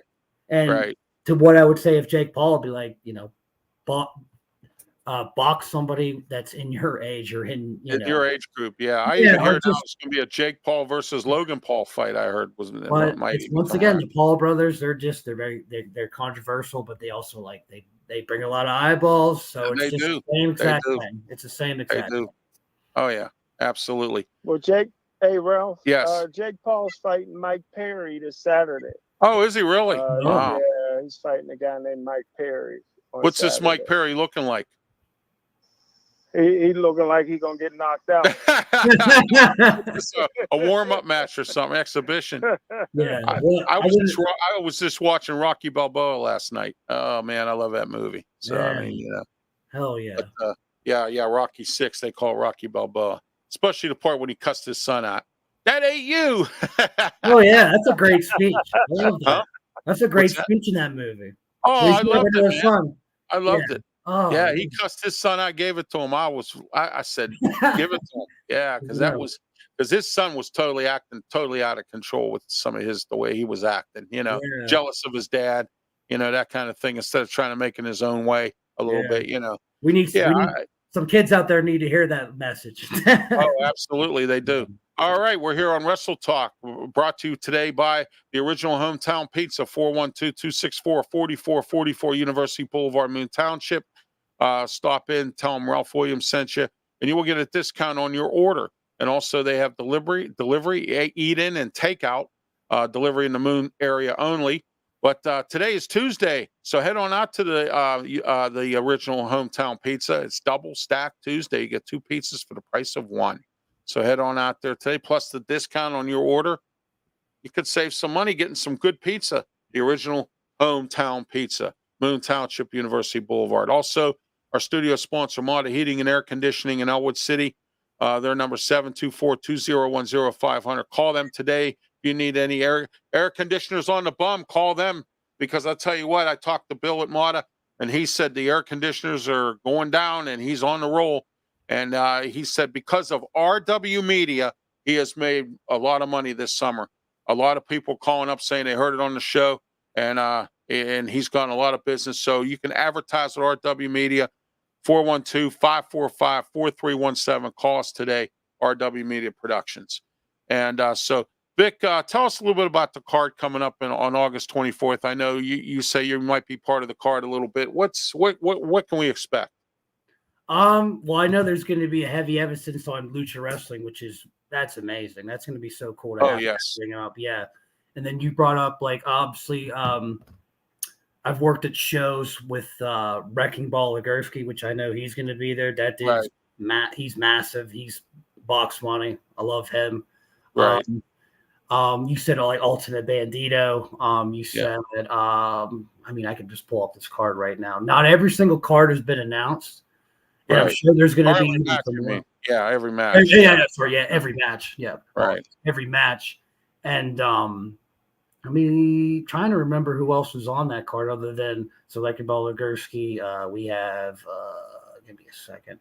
Oh, well, the Troublemakers, they're actually a local we saw the Troublemakers. They were at Bubba's thing. Bubba Brewer has his company back, Ally Powers Wrestling. We saw them down in Indiana, Smokin' Jim and I. Yeah. Yeah, and I think they're wrestling. It's called Project Mayhem. Two Tanks Marshall, I think he said, and Marcus Kane, and I think that'll be a great match. We got you don't have Cal Pope Paul, do you? What? Cal Pope Paul, you don't have him, do you? No, he gets around. He's like Rise. He's all. We saw him wrestle at the Ally Powers event. Yeah, I wanted to be at your Tesla's event, but the day that it happened, I've been involved in some family issues here with my family.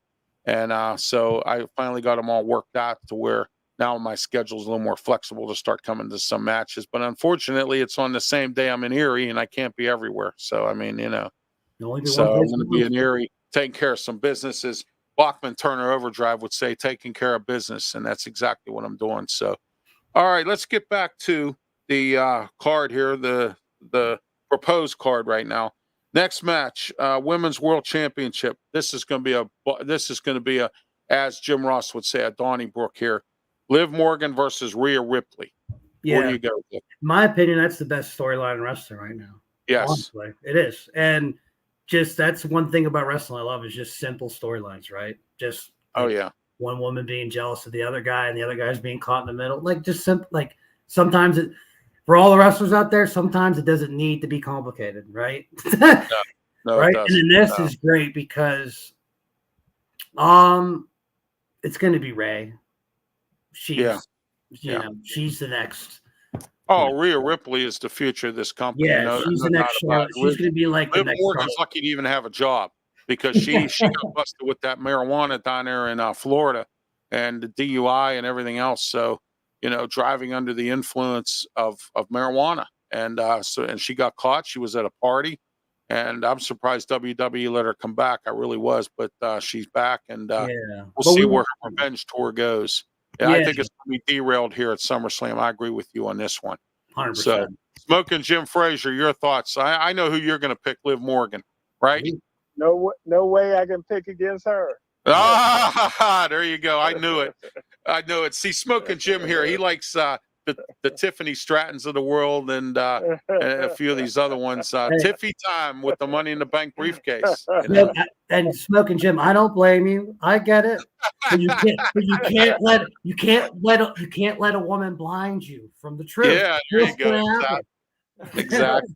We've all been there. Well, we've all done it. All right. And all right, the match was just added, which is not here right now, but Sami Zayn versus Braun Breaker, round 2. Your thoughts? We'll start with you, Vic. Braun Breaker's my man. Braun Breaker. I told you earlier, he's a stud. Oh yeah, absolutely. Smokin' Jim. Braun Breaker. Oh yeah, absolutely. We'll see what other matches they add. I'm told there's going to be Tama Tonga and that Tongaloa versus Randy Orton and Kevin Owens is going to be at SummerSlam as well. And who knows what else is going to happen. And I just found out something very interesting yesterday. We had spoken here, Smokin' Jim and I, and some of our guests we've had here on the show about the Civil War, which is supposed to happen at SummerSlam, or not SummerSlam, at Survivor Series. between the bloodline. And now they got the partial example of the teams put together. And it looks like The Rock is going to be on Solo Sikoa's team. And then Roman Reigns will have his own team with the Usos and 2 other cousins. I hear are going to be involved in this. And I hear Rikishi and Paul Heyman are going to be the manager of that team. Your thoughts, Vic? What do you think about this? This is just a rumor now. It's not. Yeah. Well, I mean, know. that sounds amazing. Bringing out the big. Yeah.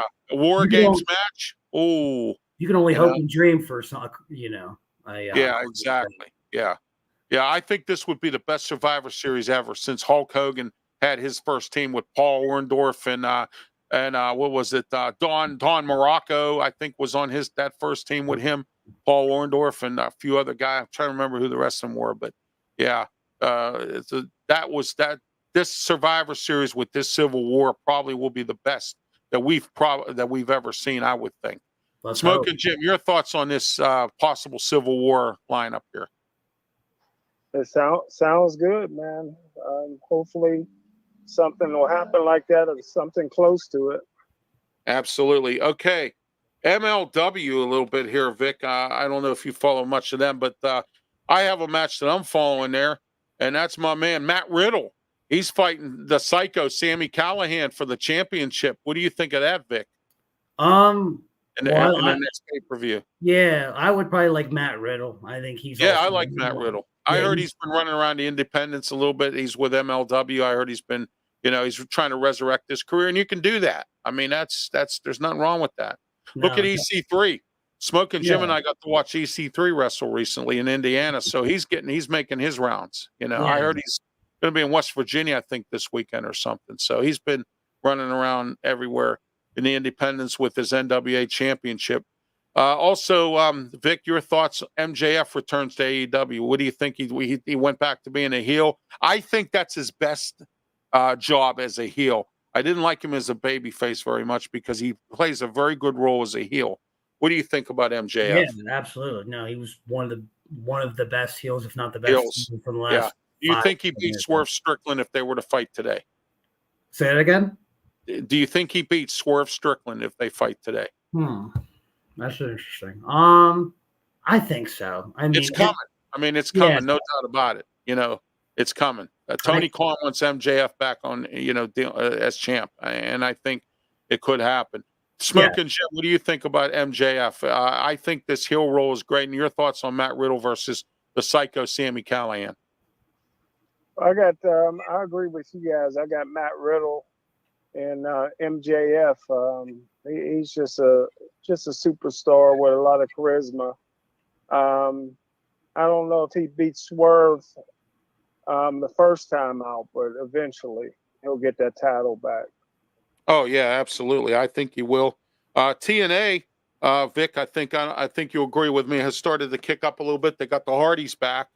They got Dolph Ziggler and his brother there, the Nemeth brothers. I think TNA is starting to really. They got Mustafa Ali there. He's their X Division champion. So they're starting to get some of these old WWE wrestlers, Vic. What do you think about TNA Impact right now? I mean, I love it in general. I love the whole professional wrestling scene right now. Oh, I love the whole thing myself. That's why I do this, Vic. That's why I do this, because, and now Smokin' Jim and I are coming up with the very first wrestling TV show in Pittsburgh. It's going to be on PCTV in Allegheny County. And we're going to have wrestlers like yourself and some other guys on. Dan's going to set me up with some. I'm waiting to get his son Sam and Corey on and see what happens there. Yeah. Corey a couple times had to escape getting plowed over a few times. Did you see some of the matches where he's sitting there doing the show, and a couple times some guys come over on the announce table, and you got to get out of the way. You know what I mean? Get run over. Oh yeah, it is. It is. Smokin' Jim, your thought on TNA Impact Wrestling right now? Man, I'm like you two, man. I'm a big wrestling fan. I love that they have all these, different outlets to show their skills, man. And, so I'm happy about it. Yeah. I love that guys are able to move from company to company, right? Oh, yeah. It's Yeah. amazing. And I know that it's happened in the past, but it just seems like now it's just like the golden age of that between WWE, WTNA, and WA. I could just go on, and they all Do have you great do you superstars. see Moose holding on to the title, Vic, for a long time? Or Say do you that one more time? I think it's Moose's time now. I think it is for Oh, Travis. Moose. Yeah. Yeah. Another Yeah, big I guy, think dude. it's his time. He's been around so long, and Yeah. he's been shortchanged. I think it's time for him. You know what I mean? Yeah, You know? he's long overdue. Moose. Yeah, and Brian Myers and Eddie Edwards as the tag team champions there. You know, you got two guys who work well together. They've been in that faction that they've been in for years, and Eddie Edwards' wife Alicia's involved, and so you know you got that going on. One other thing I forgot to bring up tonight, when speaking of WWE, Natalia's contract is up. Do you see her moving on or sticking with the WWE? Vic, we'll start with you since you're our guest. We'll start with you. I could see her moving on, honestly. Yeah. Okay. Yeah, I think so too. What do you think, Smokin' Jim? Natalia moving on? Yes or no? No. No. Okay. How about Ricochet? Start with you, Vic. I'd like to see him stay. I don't know. I don't think he will because he's another one that's been a ham and egger for a while, and he needs to. I think he'd be better off if he went somewhere else. I think he'd be a champ if he went to MLW or ROH or one of those places. Oh yeah, you know what I mean? No Yeah. question. Yeah. Yeah. Your thoughts, Smokin' Jim? Ricochet. Or if he moves on, he may lose his girlfriend. I don't think so. I don't know. Well, his fiance, more or less, they're engaged. So Yeah. I mean, you know, but I don't think he will. All right. Next thing is ROH. Vic, do you ever see ROH ever going on their own? I'm talking about Tony Khan actually separating it from AEW, letting AEW have their belts, let ROH do their belts, and not this interaction and all that. What do you think? I don't think so. AEW because can have a show without it. I don't see Tony Khan relinquishing power in that regard, where he's gonna. I mean, if he has, I heard he's been talking to Scott D'Amore you think? about running that. Yeah, I heard a rumor that him and Scott D'Amore have had some heavy discussions, and he might have Scott D'Amore run that for him, and use it put it as a separate entity, where it's on TV and it's, you know what I mean, not online like it is now. Yeah, but is All it that still part of AEW, or is it going to be its own separate, totally different? I want it to be separate. I think because I work security down at Stage AE for ROH events, and there was always a packed house. Yeah. It was a packed house until the Young Bucks and Cody Rhodes left. When they left, everybody stopped going. But I mean, it was still, you had Jay Lethal, you had all them guys there. What do you think about ROH? Do you think Tony Khan will ever let like somebody like Scott D'Amore run it and just go to a separate entity, get on TV in another network or something, get it totally away from AEW and let AEW work on its own? Or do you think he needs ROH and them combined belts and stuff like that to work? I don't know. He could if he's trying to compete with the WWE, and it's also like it's not working. Yeah. It's not working. Yeah, they're like he doesn't have any storylines. It's Yeah. just wrestling. You know, I mean, I'm on a show on Wednesday nights with Peter Blake down in the Sports Web in Tampa. We have a show we do called Turnbuckle Talk. It's me, Peter Blake, and Mark Mancini. Mark used to be a former ring announcer for XLW, who happened to be the competition of AECW at one time. So he was the ring announcer for them, and we talk wrestling, and that was the discussion we had. There's no storylines, none. I mean, it's like it's just wrestling. It's just there. It's just a match. It's at least WWE puts a storyline into everything, you know, and that's the good part about that. And that goes to show you the leadership, even without Vince McMahon right now, of what's going on with the WWE. So I mean, you know, but I can't say I disagree, honestly. There you go. All right. Hey, Vic, you have any final thoughts before you head out? And thanks for being on the program. Appreciate No problem. it. Appreciate you talking wrestling with us. No, I appreciate that. I appreciate you guys letting me on. I appreciate you guys letting me speak my, I guess, my message, and also to the Butler. So in next month, August 24th, Pullman Park. It's going to be a great ball. If you ever been to a ballpark show, this is the one you're I've never been to one. Smokin' Jim and I went to our very first independent wrestling show when we went to Bubba's. Yeah, so, I've done shows like while Washington. I'd like to try to get to Keystone State Wrestling. I like to get to theirs and Rise and a few others. I'm trying to hook up with Rise. I'll get all the independents on this show. I'm getting them all on here. I had no. I've had Trapper Tom on, the ring announcer for Keystone. I've had him on several times. I had former squash match wrestler Bob Cook. He used to wrestle against Ric Flair and all that in the WCW. I had him on. I've had him on the show a few times. So you know, yeah, I've had some good people on here, and it's only going to get bigger. It's not going to get any smaller.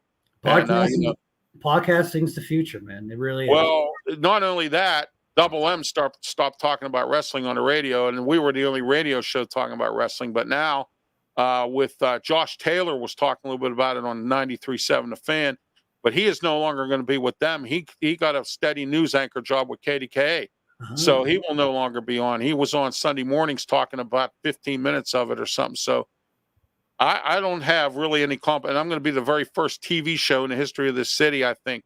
I don't think there's ever been other than studio wrestling. I'm talking about an in-depth talk TV show. I don't think there's ever been one in Pittsburgh, but there is now. There's going to be. We'll see.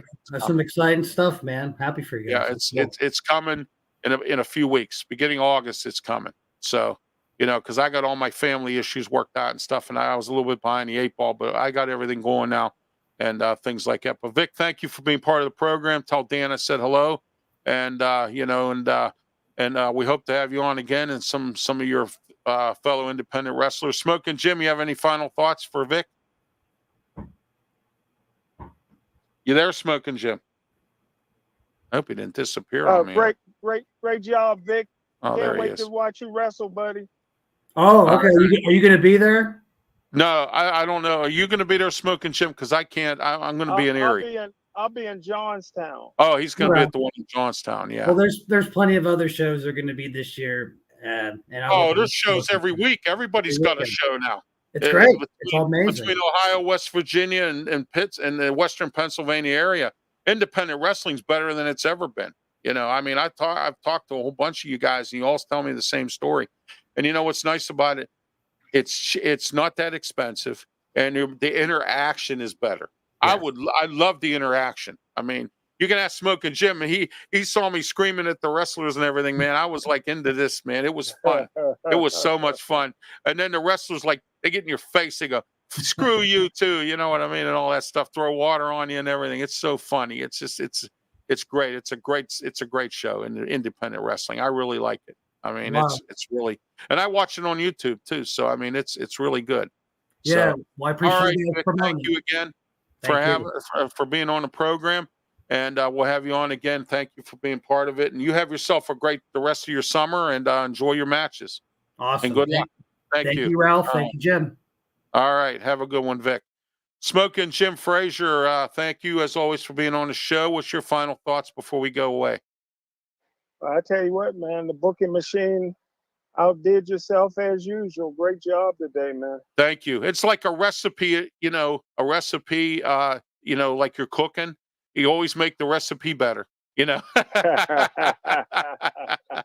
Oh, and by the way, when we meet for the live show at PCTV, which I'm going to be setting up with Gladys tomorrow, I will have some Ralphie stew for you. My man. All right. My man. I will have some Ralphie stew for you. So, and thank you, sir. All right. I appreciate you going to Johnstown to represent our show, because I will not be there. As I mentioned, I have some business up in Erie to attend to, expanding our market, RW Media. So I have a few meetings with some people up there for marketing. We're going to market our show up in the Erie area. So there you go. So we're going to have Erie in our back pockets. We got Grove City now. We've got Butler. Awesome. We've got Johnstown will be, coming around. So awesome. It's great. It's great. The momentum of our show. It's like a momentum in a football game and everything else. So Smokin' Jim, thank you once again. Have a good time tonight with Al Levine, the Talking Machine, and the gang. I'll be watching as usual. And tell us what's up for tonight. Never know till we get in there, man. So I'd imagine we'll be talking a little bit about the All-Star game. Yeah, and Paul Skeens. I know Chip will be talking about baseball. He loves baseball, and he'll be getting into that. So, and tell us a little bit about your show on Wednesday night. I call it the Basement Show by accident, but that's what I call it. But so yeah, it's the same thing. It's a little bit more structured. It's a little bit more serious talk with guns. Machine gun sports, so it's a lot of fun. So It looks like I you just guys have a enjoy good talking time with that sports. show. I mean, If you know, I'm on it, it's going to be a good it's time, always a man. good time with So, you, Smoking Jim. You know that. And you know what? For our first show, I'm putting the gang back together. all right. Yeah, it's going to be me, Sounds you, good. Luther. I reached out to Platt, Keith Platt, from Platt's point of view. We're going to have him on. Yeah. Claudio. It's going to be the boys are back in town, as they say. So, Sounds good, buddy. I can't wait. It's going to be great. I'm going to work that out tomorrow with PCTV. So, My man. all right, you have a great one, Smoking Jim. A pleasure as always. And for Smoking Jim Frazier, I'm Ralph Williams. It's been a great show today. Don't forget to join us next week for our AFC North Steelers show. I have a bunch of guys coming on for that. Always, the booking machine is at work.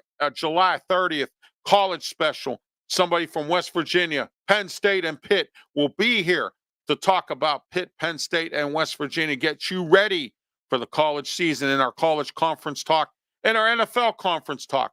It's going to be a great summer as we continue on. Pirates are 500. We'll see what the Penguins get started with camp in September.